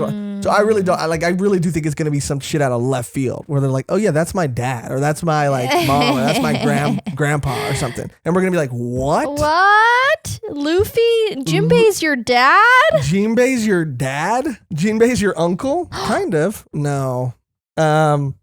Anyway, can I help you? No. Yeah. So Hody's fine, but he's not the reason I love this part of this arc at this point. That might change, but no disrespect to the guy. I just think no disrespect to the guy. I mean, he's as an antagonist. Oh yeah. No, yeah. That's where they go to Papa Goo's shop. They see Nami. There's a whole thing there. It's very funny. Nami's trying to bargain prices, and he's like, "Oh, thank God you're here." This girl's trying to she's trying to lowball us. Haggle and he's like, "Oh, Nami, you don't need a discount. You can just have everything for free." They grab everything in the store. Very funny. But King Neptune comes down. SpongeBob again. King Neptune. Again, I never thought I'd see King Neptune in One Piece. I don't know why I never thought that, but I never thought that. And I'm seeing this giant bearded man. I'm like, this man is a god, dude. Coming down, but it turns out God has a bad back. Ooh, yeah. Yeah. Carrying all that weight of the world shit. Truly. So he comes down and he invites them to a banquet at the castle because that little shark with a t-shirt was his daughter's, one and only pet. Megalo. Little megalodon over there. And so he wants to show thanks and invite them to the castle. This is when they're taking him to the castle, and Luffy, being Luffy, wanting food, smelling it out, separates from the group to go find it, ends up in sees a large gate, ends up in a dark room with food and some squishy things that he keeps jumping on. Yeah. This was actually very funny. Luffy was, because it's funny because Luffy's not like there's innocence involved. Like Luffy has no desire. Like he's got a curious mind. Okay, he's just got a curious mind. All right, he's like, what is this squishy stuff? Why? Well, yeah, because you wouldn't even expect, you'd be like, oh, I'm walking on someone right now. Yeah. Like, no. And then again, of course, we say it all the time, seeing characters before they're introduced in the manga, before we read them. But I was not expecting this princess to be this huge. Oh, I really wasn't either. I thought she was gonna be. I just seeing straw figures. Size. Yeah, seeing figures and stuff. Which definitely varies as well. Definitely varies, but she is ginormous. She's a giant. Yeah, she's like probably the size of like a giant sitting down. Well, Luffy was bouncing on her titty like it was a freaking beanbag. So she's got to be pretty good. She's got to be a pretty good size. A jumper. Yeah, like it was a trampoline, dude. That was funny. That did catch me off guard. I had a sense. I was like, he's on someone's titty right now. Luffy is on a titty right now. I didn't even think that. First Amazon Lily, now this man's on a whole titty right now, And, Luffy that's the thing. And that's what I think is important. Luffy and the lost titty. Luffy and the lost titty, that's the thing. Guys, or, anybody that's attracted to females, women in particular. Luffy always finds himself in these positions because he's not looking for it. Sanji wishes. But here Luffy is on Amazon Lily. Here Luffy is on a whole ass titty because, he's not looking for it. So that's the thing. If you play it cool, you don't look for it. You're not out there looking for it all the time. Maybe one day you'll end up on a giant titty. Thank you. Thank you so much. That was so inspirational. Yeah, I have seminars. You have a separate podcast. Separate podcast, yeah. For coaching. I offer coaching seminars, yeah. Yeah, coaching. Anybody who's interested. Anybody. Yeah, a life coach. Yeah. Anybody who's relationship coach. Yeah, relationship coach. Yeah. It's called a pickup artist. It's called a get on your giant titty. Yeah. It's called How to Make It to Your Giant Titty. Yeah, it's called The Giant Titty in the Sky. Yeah. That's the name of my book. Yeah. She doesn't trust Luffy. Okay, she's in there. She's like, "Who is this man?" Yeah, you just freaking stepped all over me. Yeah. What do you mean? But he's able to prove that he is harmless because he saves her from a giant axe that comes flying through the doors. This was crazy. Like this whole reveal of this character of the Vander and what like his fruit was and like what he was fucking doing. I was like, what a horrible experience. Yeah. Like, what poor girl. Yeah. It's just so awful. Yeah. His devil power is crazy. It is. It's so crazy. The Mark fruit. Yeah, I'll just say Mark curse. The Mark curse on the Fishman Island. They don't say devil fruits, which is interesting because Skypiea kind of had the same thing. They did. With they the called mantras. with the mantras the Haki. Yeah. Yeah, so this was how like Luffy is able to kind of endear himself to her, but then it cuts back to the Straw Hats who now are having to defend themselves because of this minority report that was given to them, given to King Neptune, and King Neptune's like, I don't think it's fair to imprison you for something you haven't done yet, but let me just at least kind of like hold you like not hostage, but let me at least just kind of like detain you till I like figure it out. And they're like, no, like we're not, Fuck no.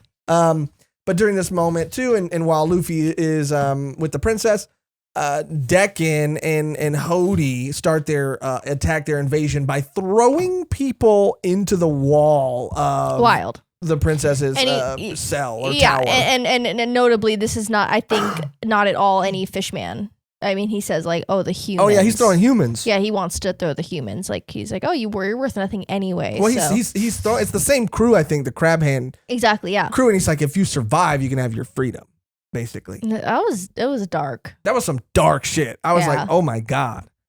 Yeah, he's throwing people into the wall. Luffy sneaks the princess out in the shark's mouth because he's asking her. He's like, do you like being in here? Why are you in here? She tells him kind of why. He's like, well, you can go anywhere now because I'll protect you. You don't have to worry. Is there anywhere you want to go? And she wants to go to the same forest that coincidentally Luffy doesn't know this, but coincidentally that Jinbei is waiting for Luffy. And Luffy again has this moment, and Luffy had a fucking crazy moment that I did not expect him to have. Because Luffy is this guy that when he usually comes across people that need his help or that, rely on him, or in a position that they don't want to be in. Like Luffy's usually the first person to be like, I'll help you. Like, I'll get you out of the situation. And he does. And he's still Luffy. But because she is very whiny and because she's been locked up and because she is so scared of everything, he's like, I kind of hate you. Yeah, he goes, I hate you. Ha ha ha ha. Yeah. And she's like, what?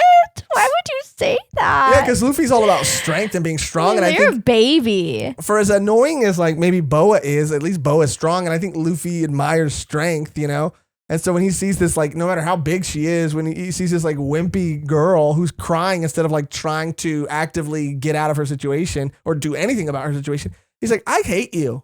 I hate you. He calls her whiny. And he calls her Wimpy all the time. Wimpy. Yeah, he's like, oh, here, me and Wimpy. Yeah, me and Wimpy are going to go. Who's Wimpy? And Luffy's just naming people, dude. Like, I love it. Yeah. I think it's so funny. I think it's so funny. There was like a little SBS where someone asked a question like, why, in law called Luffy like the like straw guy or, straw hat guy. And they were like, does he call everyone guy? And he goes, yeah, that's just kind of the guy he is. Like he calls everyone funny. Guy. That's funny. I just think it was funny. So yeah, that's kind of Luffy's reasoning for sneaking her out. Sanji and Chopper find Hachi all full of arrows. Oh my god. Almost dead, washed up. And we basically find out that that's because he was targeted by Vander Decken's Mark curse, we should say. Mm-hmm. And he went in there to kind of shut shit down because he was like, what are you guys doing? This is like dumb. Let's fucking not do this. Like, yeah. And they were like, nah, we're picking up where Arlong left off. You're fucking weak and you got no spine and you just like, yada, yada, yada. Just, typical evil guy shit. For real. And I love Hachi and it hurts me to see him like that. It really did because, Salmon had to say it. I was trying to pronounce Salmon had to say that they were not doing the great thing. There we go. Can you edit that out? Yeah, I'll fix it. Thank you. Thank you. So Luffy and the princess are headed to the deep sea forest. Robin is also on her way there. She's looking for a poneglyph, and what was crazy, that girl's always looking for a poneglyph, number one. And number two is she says that this will hold the key to the 100-year void. I wonder if she'll find it. One of the greatest mysteries of One Piece so far to me is this 100-year void. Mm-hmm. That's probably like on my number one thing I would like to know at this point. What? Oh yeah, for sure. Happened. So that's exciting. Hopefully she finds it. Then we get to Franky and Den, who's Tom's little brother. This was so sick that Franky would even go to Fishman Island and seek out Tom's family. Like, yeah, to help him coat the ship. But also just because like that, I don't know, like that. It's his dad. I fucking love Franky. Like Franky's like, yeah, I'm in Fishman Island. Like I like to think that Franky, even if he didn't need the ship coated, that he would have gone to just like visit Tom's family. And because that's the kind of guy he is, dude. And I love that, dude. And so I just love everywhere they go, anywhere they go, I love how they are doing their own thing. Some of the crewmates are doing their own thing. And I know it's kind of like maybe a device to like not have all of the Straw Hats on the page at once, because when they do come all at once, shit's about to go down. Yeah. But I just love how it's like, little vacation. Like we'll be back here at 3. Everyone can do their own thing. Yeah. And they're just like, it's just like independent and like cool. I don't know. It really just like brings me joy. I like it a lot more now as opposed to in the beginning when I was like, why are these guys? I want to see them together. Why are they always getting separated? I feel like I don't get a sense for like, them together. And I said, I think it was in Ennie's lobby. when they finally, there was that moment. It's like, oh, now I realize that like when they come together, it's to fuck shit up. Yeah. And we know that they're going to fuck shit up when they come together. But now I know them all well enough to like how they pair off, and to even see them on their own sometimes is, like you said, really, really fun. Yeah. And I love him and how he has this cool relationship with this guy. And they're just like, yeah, I've heard a lot of things from the letters and all this and about you and Iceberg. And so cute. Yeah. So cute. And even like, he just lived his life. He's not even like, he's, of course, like he's sad, but he's like, yeah, he lived his life how he wanted to live it all the way to the end. And he's like, yeah. He's like, yeah, it's some Tom shit. Mm-hmm. So then, Hody and Vander raid the castle, and Vander goes after the princess on the coral. He kind of uses, because he has 2 targets for both of his hands, and he wears a glove all the time because he touched the princess. We find out, and that sounds crazy. He touched the princess at a very young age. That sounds crazier. Yeah. And he wanted to make her older. That with a little magical treasure box. That sounds even crazy. It's just. Yeah, we'll get there. So he goes after her. Hody destroys the castle walls. This is when you realize that the stakes are really high in Fishman Island, and I already kind of felt like they were from the moment they got there. Like the stakes the whole time here are going to be so high because they're devil fruit users in the fucking ocean, and all it takes is for someone to knock a wall down, the entire ocean to flood, and they're done. And these people, they're not in a swimming pool at Arlong Park anymore. They're in the fucking deepest depth, 32,000 fucking leagues under the sea. They're not in the deep end, of a pool. Oh, yeah. So I felt this immediately, but, Zoro, not a devil fruit user, fights Hody underwater, and, slices that boy up pretty easily. Sashimi style. Luffy also kind of swoops down, finds Hachi and Sanji and Chopper. The shark throws up the princess, which was so funny. I was so hilarious that she was even in there. I was like, poor fucking shark. He was so tiny.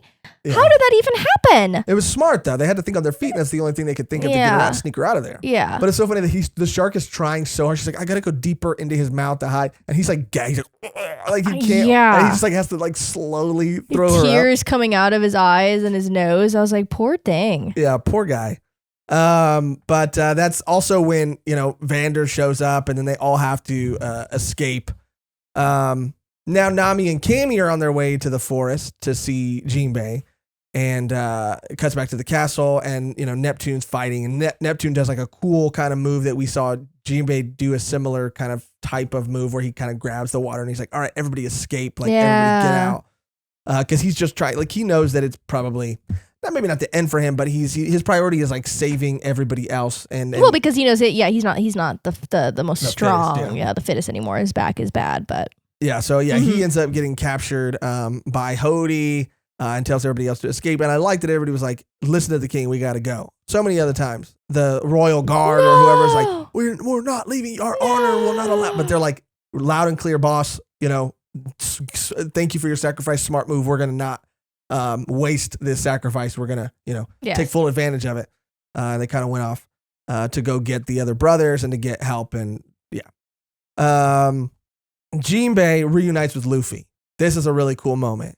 And he tells them that he's sorry for basically unleashing Arlong. Yeah, that was crazy. And again, Sanji has cool moments. This was a cool moment for Sanji when he goes okay, well, our navigator has a really bad past with Arlong. So whatever you say, I might not ever forgive you. I was like, oh. This was a very cool Sanji moment. A very cool. I mean, and I don't feel like, at least at this point, he hasn't gotten enough of them. And not that he needs to have one every fucking, couple of chapters. No. But this made it worth it when he was like, make it good. Or in my mind, I forget. I was like, damn, Sanji. For real.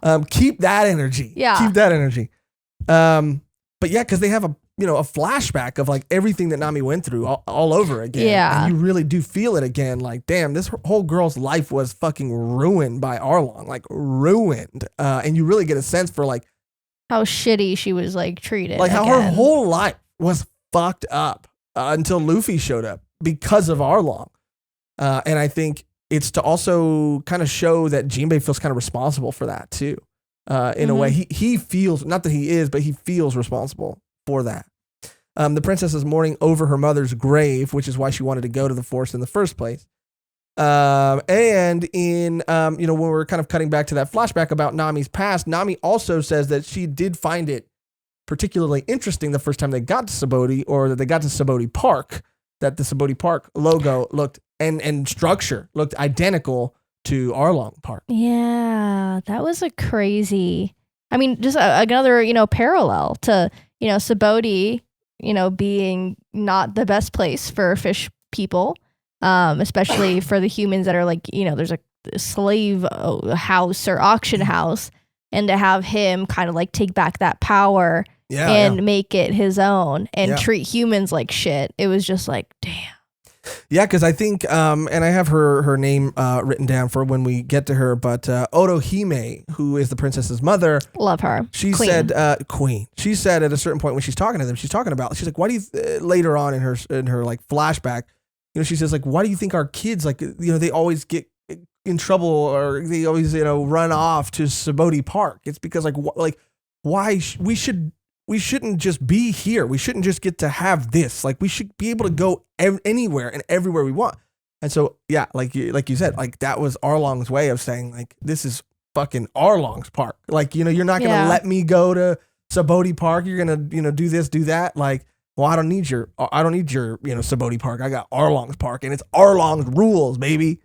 Arlong's sick, dude. I mean, he's not. I mean, he's sick. Anyway. Yeah, so that's where we get the Fisher, Tiger, Arlong, Hachi, and Jinbei flashback. Are you kidding me? I loved it. This might be one of my favorites. Yeah, it was really, really well done. And I really liked Fisher Tiger, and I loved Koala, everything. Yeah. That it was just, again, like, showing both sides, because she was kind of in the same boat, no pun intended, as some of them had been. And they're seeing, firsthand, or having experience firsthand with a person that doesn't have all these like negative, stereotypes or like thoughts about these people. She's just trying to like stay alive. She doesn't really, it's not like, oh, she's not like a racist because she's like a child. She doesn't like have a concept of that yet. So just to see them like, like bond with her, and to finally see that like kind of, a great ending where he does reunite her with her family, which was so nice and so like meaningful, and just all of that. Like, we're not the celestial dragons. Like, you can cry. Like, we're not going to kill you. We're not going to kill you. She just like breaks down crying. Like, it was really, really, really, again, Oda kills it, knocks it out of the park with these flashbacks. With these flashbacks, these backstories, he always just adds so much more heart, and just, again, makes me empathize and understand these characters so much more. Knocks it out of the park every single time, especially even establishing, Otohime's character, and the type of queen she was. When we're first introduced to her with the robber in that situation, where she's crying over, her, she feels like a failure as a leader, because, it's because of things that have happened that have that she has not sensed, his pain, or has allowed, I don't know, maybe certain things in the kingdom or on the island to happen that made his shop kind of close, and this and that. He burned down, arson, like all these different things, and she's like, okay, well, like, obviously you're doing this because you have to. And he's like, yeah, you're right, I didn't want to. But she's over him, and she's crying. She's like, I feel so bad. Like, as you are a citizen of, like, the Fishman kingdom or island, and like I take responsibility, and I'm so sorry. And like, his face changed, and he's like, I've had a change of heart. I mean, like, that's the kind of leader she was. And even going into like the whole signature thing, and like the type of person she was, and the type of leader she was, like, I mean, what a pillar of, what you look up to. I mean, she's like, what a pillar of a role model, I guess. Like, she's fucking dope. She's queen. She's on her queen shit. I love her so much. And yeah, just finding out the whole backstory about Fishman Island and Arlong. I mean, the fact that Arlong, Hachi, we already knew that they were on a crew together, but to find out that Jinbei and Fisher Tiger were all part of this crew together, and we kind of knew that, but minus maybe Arlong, maybe we assumed. But finding out more about it, and just that like the Fishman district was kind of like an orphanage, that they all kind of grew up together like since being kids. And that's what I liked about that too. It was like showing like the differences of how different your path of life can go, even if you're in the same boat. If you're in the same position as your like fellow or your sibling or whatever, like you've how different. You've had the same circumstances, the same. You've had to endure sort of the same sort of thing. Yeah. but how you've chosen to deal with it, and how Arlong chooses to deal with it. Is he, became captain of the Arlong pirates, and Jinbei decided to join the Neptune army, and then eventually become a warlord, because that would wedge in more fishmen into the world government, maybe giving them a different view of fish people in general. Like, this man had a plan to take fish people out of the position that they were in, or the trying. Well, he always had their. He aligned, I think, most with Fisher Tiger's sort of ideals. Yeah. And always was, looking out for his people. And where I think Arlong thinks he's looking out for his people, but he's really just concerned with, revenge. Yeah, exactly. But, even when Tiger, formed the Sun Pirates and came back from this adventure, and we get to see him in this meeting that he had with Otohime and Neptune, and he says I saw some crazy shit when I was out there, and they're like, what'd you see? And he's like, human nature. And we find out later on that he was a slave, and he was taken captive very shortly after he even set out on this adventure, and it was just something he didn't want to admit. I think they had this idea maybe that he was someone who just set out with the intention of maybe freeing these slaves, but he was actually captured for a long time, and then broke free and couldn't just free himself, had to go back and free everyone else. Cannot stand for this injustice, and he can't stand to see this being done to people and people being treated this way. I mean, I love that line too. Of all species, by the way. It's legal to own slaves, but it's illegal to set them free. Yeah. I mean, holy fuck, man. And their creed too, and again, seeing how they deal with their circumstances, and Arlong having such a hard time, not killing people and wanting just revenge, and Fisher Tiger saying we don't do that, we do not kill. And again, to find out how much he's struggling with that, like you said, the whole moment with Koala too, and that her finally breaking down and crying. Just made, I mean, Tiger's whole backstory, Fisher Tiger's whole backstory, again, seeing him, drop off Koala, and then heartbreakingly, and it's gonna happen. You just don't want to see it happen. You don't want to be right about it. But the island selling him out, basically, and calling the Navy, and him in his final moments, refusing to take human blood, because he's, again, that struggle, that internal struggle. That to me was so powerful. Fisher Tiger's that moment for him. Yeah.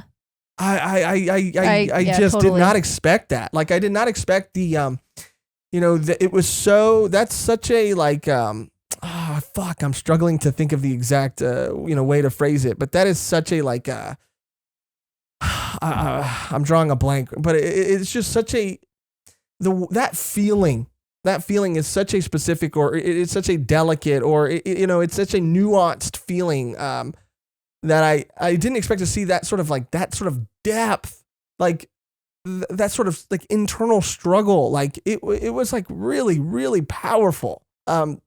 Just because he was, at the end of the day, he was constantly battling it, but he was winning that battle by choosing to not kill, and by choosing to believe in the few humans that he knew were good, even if there only were a few, even if there were, not that he ever said this, but I'm sure even if there were, the majority of humans were celestial dragons, I still think he would have done what he did just for the few humans that weren't like that. And that's just the kind of person he was. And I really connected with him a lot, which made it so much more heartbreaking when he died. Yeah. Yeah, and just when he said, I can never love them after you've seen everything that he's done for them. I was just Jesus Christ. Yeah, we get to see Borsalino, aka Kizaru. Yeah. And okay, Borsalino. Who's the tall hair? Who's the mob psycho? Oh yeah. Guy? Yeah, the huge hair with the hat. Yeah, I don't know who that is. Maybe it's someone that we know, and they just kind of cut his hair off. Yeah, or maybe it slipped our minds. But yeah, he ends up capturing Arlong, and that's when Jinbei asks to become a warlord, and Jinbei again accepts, but he accepts sort of begrudgingly, because he also has, when that happened to Fisher Tiger. I mean, it was the last sort of straw for all of them. And when he died, there were factions, and Arlong got captured, and that Arlong knew that telling the truth, Arlong lied basically when he was captured. He basically said that, yeah, it was the humans' fault. The humans wouldn't give him blood. And there was a line too, and I'm kind of butchering it, but it was something I think maybe Aladdin, that guy Aladdin said, the doctor, he said something like, yeah, like Arlong lied, but the truth is the truth about Fisher Tiger is way more heartbreaking, is way more devastating. But yeah, Arlong, of course, is setting up this narrative like, yeah, it's the humans who didn't, to justify sort of like the things that he does. Like, he would have taken human blood if it was an option, but he didn't because of you people, basically. But Jinbei is like a little worried about setting Arlong free. He knows that that's part of like, I think at least, I felt like he was a little concerned about like becoming a warlord of the sea would mean that all of the slaves would kind of get pardoned and would be able to live their lives. But that would also include Arlong. And I think he was a little like on the fence about that. But that's when Arlong gets out and he's like, yeah, I'm going to go back to being a pirate. And, Hachi, everybody like, let's go.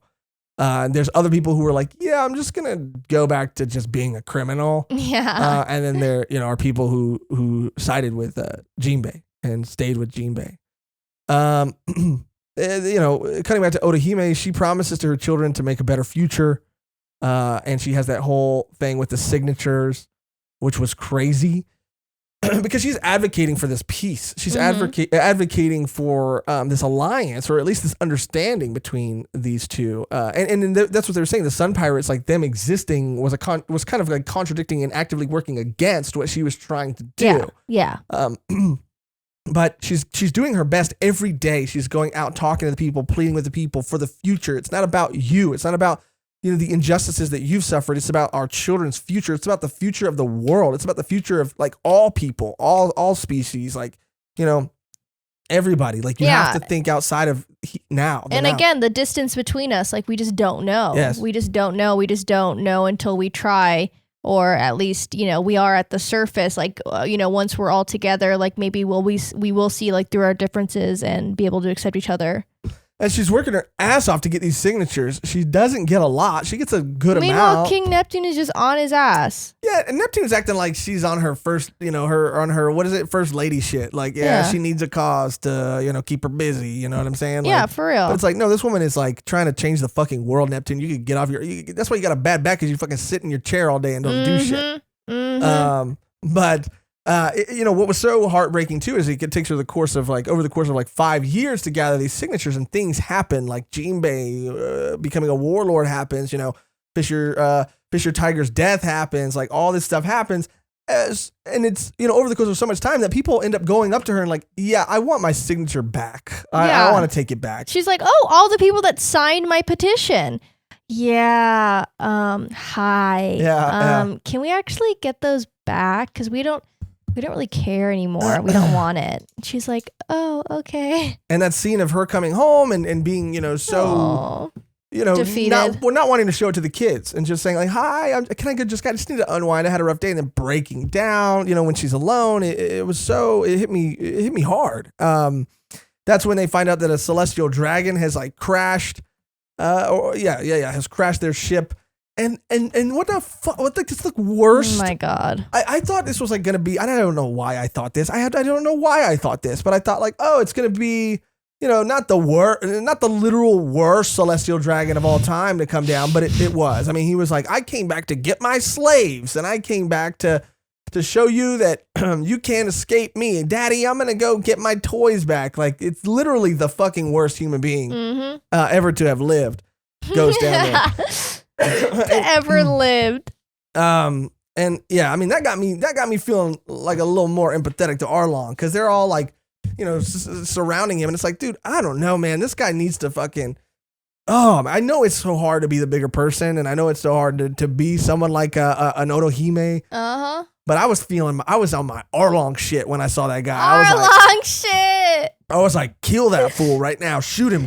No one's got to know. You can say he just died in the crash. No one's got to fucking know. And everyone was on the same page. Everyone was on the same page. And I'd like to think I'm an Otohime, and I'd be like, no, we got to, it's for the greater good of all of humanity, all people, all species.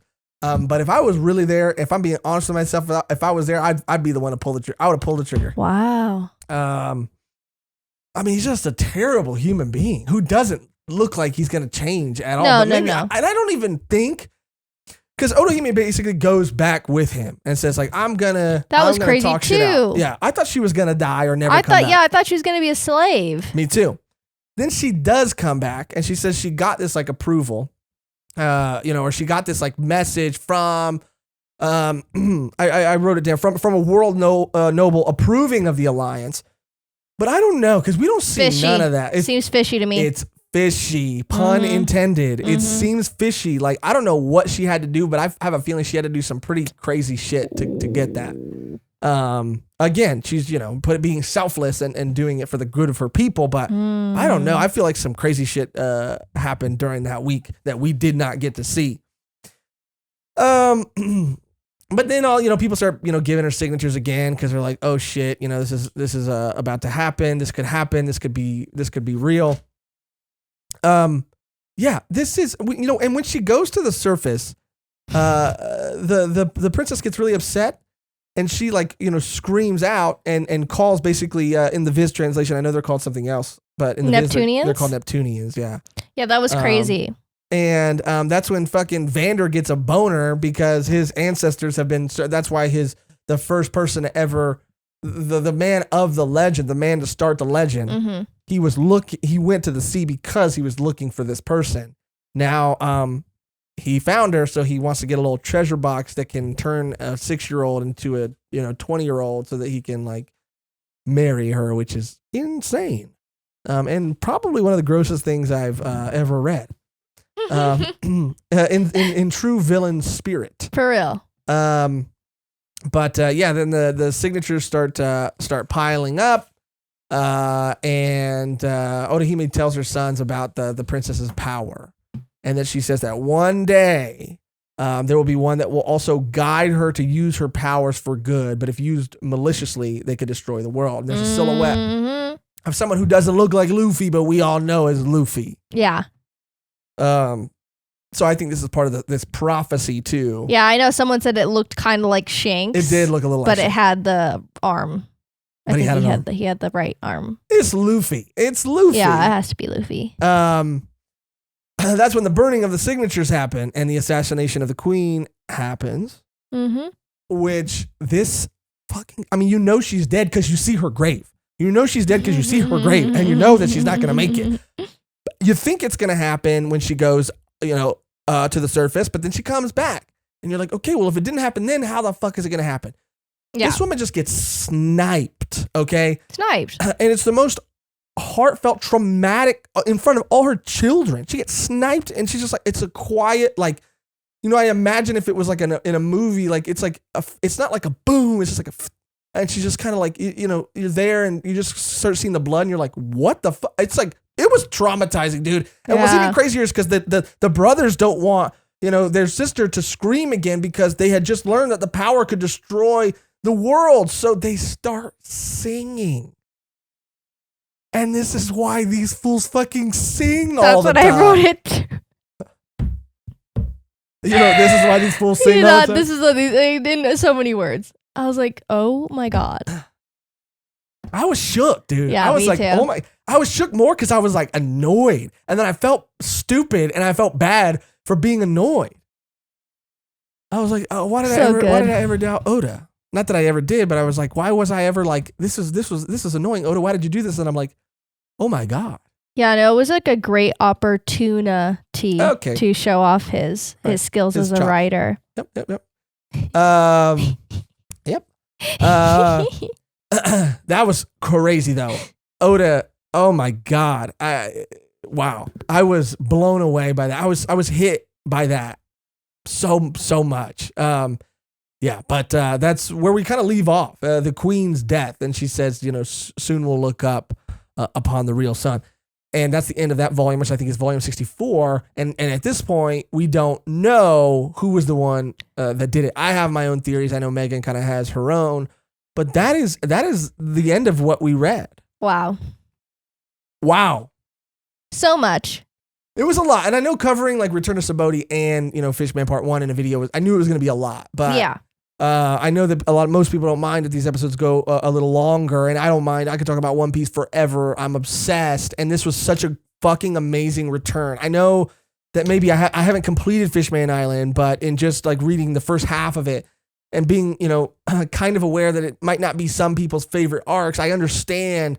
But beyond just the villains kind of being one note or not the most interesting, like underneath all of that, like there was so much more here, and it felt like Oda's message was just blaring, and exactly it like hit me. It hit me so much, and I absolutely loved this. Yeah, I mean, it is like, it's so, I mean, even in Skypiea, even we saw everything with like Nolan, the liar, and the, indigenous people of Skypiea, like everything that Oda says, it's like so impactful. And I think that if you're just looking at its surface again, like, oh, okay, well, these are just like, they're not powered enough to fight the Straw Hats. Like, why would this even be a thing? And it's like, okay, well, you got to stop looking at the surface, and you got to start looking 32,000 leagues underneath. Exactly. You got to get in. You have to reevaluate. You got to go on another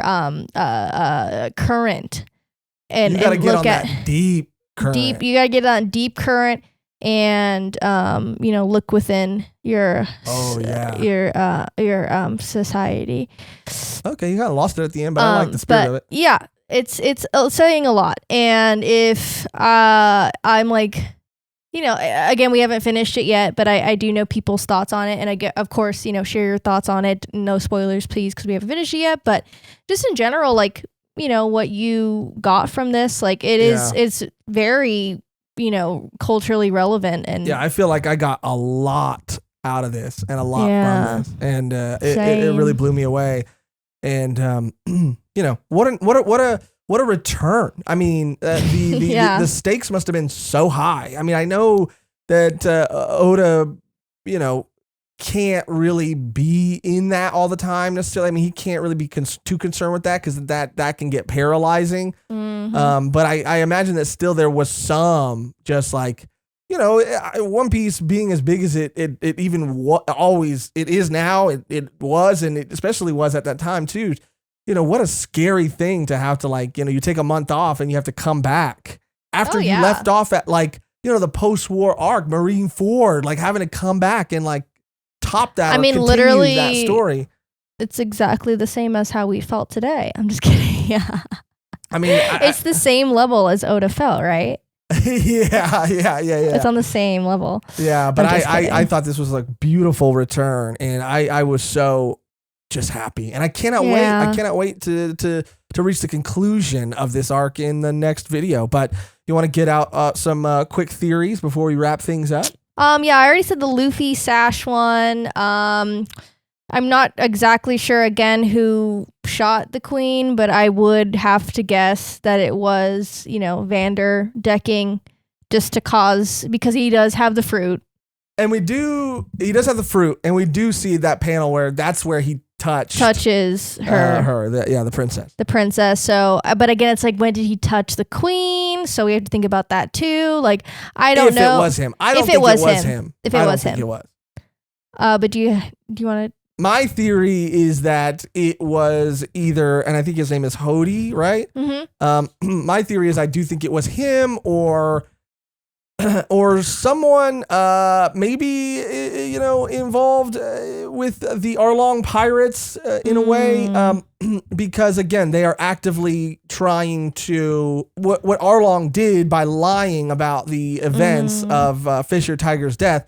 I think he is trying to create that sort of misinformation again and say that it was, unless it really was like a human that did it, or maybe Arlong or the Arlong pirates. He didn't want any like propaganda to even like have them try to get to the surface. He didn't want that bridge to be mended. Yeah, because he didn't want there to be an alliance. Or bridge to be had. Yeah. He didn't want there to be an alliance. He wanted them to be separate. Well, he wanted to take the humans off of their sort of pedestal and put them on top yep. and treat them like they've been treated. But I also think that they could have, like, whether it was an actual fish person that did it, or if they actually, through fear and threats, like made a human do it. So that when they do get to the bottom of who it was, maybe it was a human. And then you find out later that, like, you know, Arlong threatened them, or Hody threatened that human to do it, so that it would cause, you know, more misinformation or more distrust of humans. And, you know, because it's the same people who burn the signature. So they obviously don't want, this has to do with the agenda, I think, is that they don't want the people to go to the surface. That's just my theory. But what was your other one that you had about as I was reading it, I just don't know how it would happen or how it would tie in. But remember how Decken introduced the, like, if the red line getting destroyed, it would bring, like, the all blue, like the Madam kind of prophecy, like Luffy will bring an end to Fishman Island. Like, what if, or no, this is what it was. But again, I don't know how they would get here or whatever, but it was just interesting. It's called The Inherited Will, and this theory is by Ashura Kingfisher, and it's like a really popular One Piece theory, I guess. And again, we've only, you know, obviously we're reading these for the first time, and you don't read too many, but that the One Piece, like in general, is a project developed by the ancient kingdom that involves using ancient weapons to destroy the red line. So it's all, you know, all blue, all One Piece.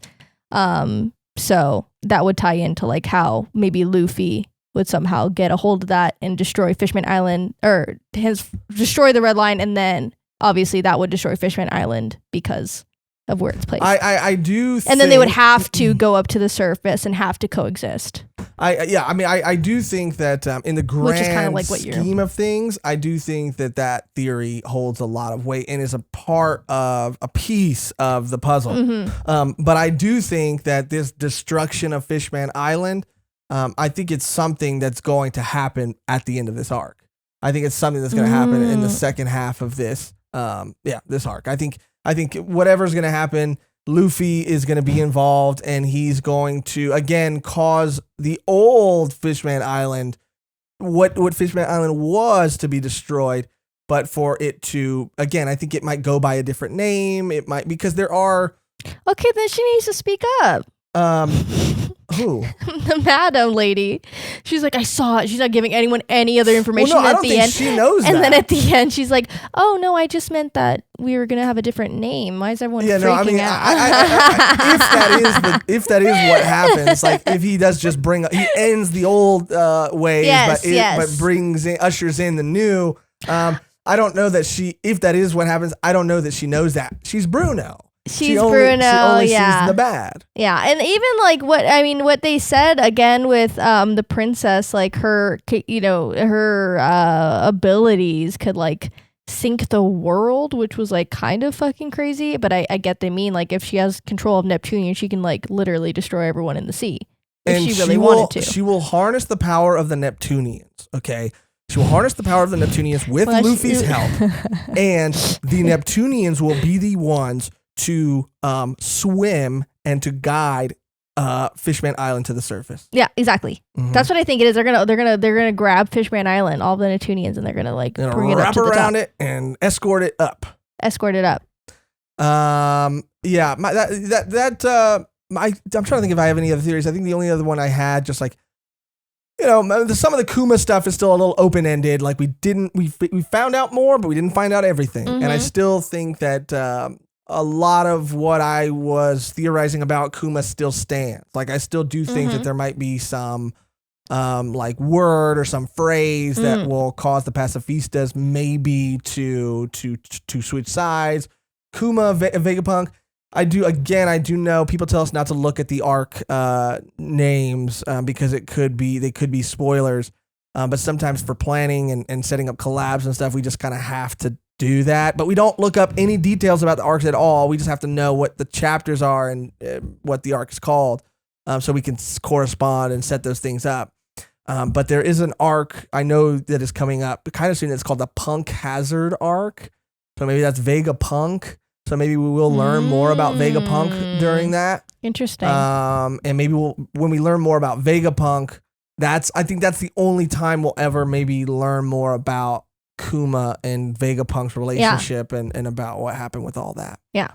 But yeah, just some fun. I love that as we get deeper into One Piece, we can start participating in some of these theories. And it is like a lot of the fun for me to like just theorize, because One Piece lends itself to like all these theories because it's such a well-written story that and a lot of these possibilities could end up being true. You never know. Yeah. The mark of a great story, I think, for sure. But that's gonna do it for our. You don't have any more theories, right? No. I'm theoried out. That's going to do it for our return to Saboody and Fishman Island Part 1 episode. This was a blast coming back. Please, like Mehgan said, let us know any and all thoughts you have. Again, without spoilers, we're going to get into it next week. We're back every week covering a new arc or a new part of an arc.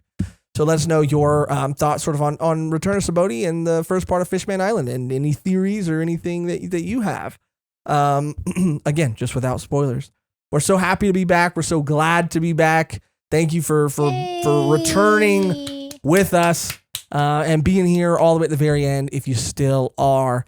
Before we go, we do have to shout out and we do have to thank our wonderful, beautiful, amazing Patreon members. Okay. If if I'm like Fisher Tiger, dude, and I'll freaking do anything to protect, the Patreon members. Okay. Yeah. And you guys are angel fish. That was good. That was good. And you're very sophisticated. That's good. And you have. No, you know what? Let me change it. The Patreon members, you guys are. Listen to this, Mehgan. Mm-hmm. You guys, our Patreon members, you are all our Fisher Tigers. And because of your support, you have set us free from having to work at a Chili's. Yeah. And do this full time. Yeah. So you are our Fisher Tigers, and you're also our angel fish. And what else did you say? Sophisticated. Yeah. And we love you so much. We love all of you guys so much. For real, from the bottom of our heart, we both appreciate your support. For real. I know it's something you don't have to do. And so the fact that you, on your own, of your own volition, you choose to support us, again, we appreciate and do not take for granted, and are thankful for it and grateful to you for it every single day. It means the world to us. So thank you from the bottom of both of our hearts for your support. Thank you. If you would like to become a Patreon member and gain early access to all of our videos and access to our exclusive bonus Patreon podcast, Volume 1 Extra, then all you have to do is go to patreon.com/volume1pod or click join on this video to become a Patreon member or a YouTube member. You gain all of that at our lowest tier on both YouTube and Patreon. So, our tiers are just kind of there to give you an option for how you would like to show your support if you are able to. But we do kind of offer, the same stuff across the board because we want that to be available for everybody, because showing your support in any way is meaningful to us. And so, there are other options there, but you get access to all of those things at our lowest tier. And speaking of other ways and showing your support in in all ways, there are other ways that you can show your support for absolutely free that we appreciate equally. We appreciate just as much and matter just as much and mean just as much, but that you can do for free. And Mehgan will tell you what those things are now. Yes. If you don't have any sand dollars to spare, God damn it. You can comment, like, subscribe, share this video. It really does help us out. It acts as a free tip to us in our algorithm, and it spreads our videos far and wide across the grand line. And we really do. The new world. And the new world. And we really do appreciate it. It is so meaningful to us. We read all of your comments. All of it matters just as much as if berries, I guess. It is all the same. If you can't support financially, you could support that way, and that's absolutely free 99. Absolutely free 99. And we have social media linked down below, which we would love your support on as well. And we also have a store. Where's Why are that you making that face? I don't know. It's the first time I've said it in this category, but it's fun. Yeah, and while we're here, like Mehgan said, because we don't. It's new to us, so it is new to us, and it's exciting. But before I forget, because I do want to mention that, like Mehgan said, if you're listening to the audio version of this, or even if you're watching the video version and you do have, apps that you listen to podcasts audio only, you can leave us a review there. Yeah, and I always forget to mention that. That does help us out a lot. And even like sharing this content, this video, with another person that you know that likes One Piece, like that helps us out a lot too. Staying all the way to the very end, even if you put us on in the background while you're living your life or doing other things, that helps us out a lot too. And we do also have a store that is new to us that is very exciting. And we'll put a link in the description. There'll be a link in the description. There will also be on the bottom of this video some merch that you can see there that includes our Volume 1 Jolly Roger shirt, a Volume 1 logo shirt, and a Dun Piece logo, or a Dun Piece shirt logo shirt, and a Dun Kai logo shirt. And I'm just saying this here and now. I was planning on, we haven't done our live as of this recording, our antagonist ranking live. God damn, my throat. Damn. But I was planning on revealing it and unveiling it in that live. But someone said, there was a commenter, I believe Monkey D. Luffy, shout out, love him. Oh, D said that they loved the new Dun Piece art so much that if we slapped it on a shirt, they'd buy it. So I've whipped up a design to put on a shirt if you're interested, and either if it's not there in the description, just tell us that you're interested and we'll put it up, or it will already be up. But either way, check that out and check all of our other designs that are out. Check them out as well, because, I do like to put thought in. I don't like to just we don't like to just slap shit on shirts. Like, we do like to put some thought into like what looks cool, what looks nice, what looks good. And we did our research on like what kind of quality this specific site offers for these like print on demand kind of services. We've looked into like the quality, so we're not, getting them printed on like the lower end. We're getting them printed on like shirts that we know, based on like other review videos that we watch that are a good quality, like shirts that are a good quality. So we care about you getting a good product. It's like not like we're just like, slapping it on anything and just trying to make a quick buck. Like, that's not us. That's not how we roll. So yeah, check that out too. But that is going to do it. That is going to do it for another Dun Piece episode. Again, I've said it a million times, but I'm so excited to be back. I hope you're excited, just as excited as we are. The only thing left to do now is to get out of here on our outro that is always the same and never freaking changes, which today, Mehgan, is... shooty. All the fish puns and you don't got one outro? God. Return to Volume 1. Return to Dun Piece. Return to the Return of Dun Piece. Let's think about it. Fishman. Say so long to Arlong. No. Come on, we got this. It's hard. It's a hard one. A lot happened. Mermaid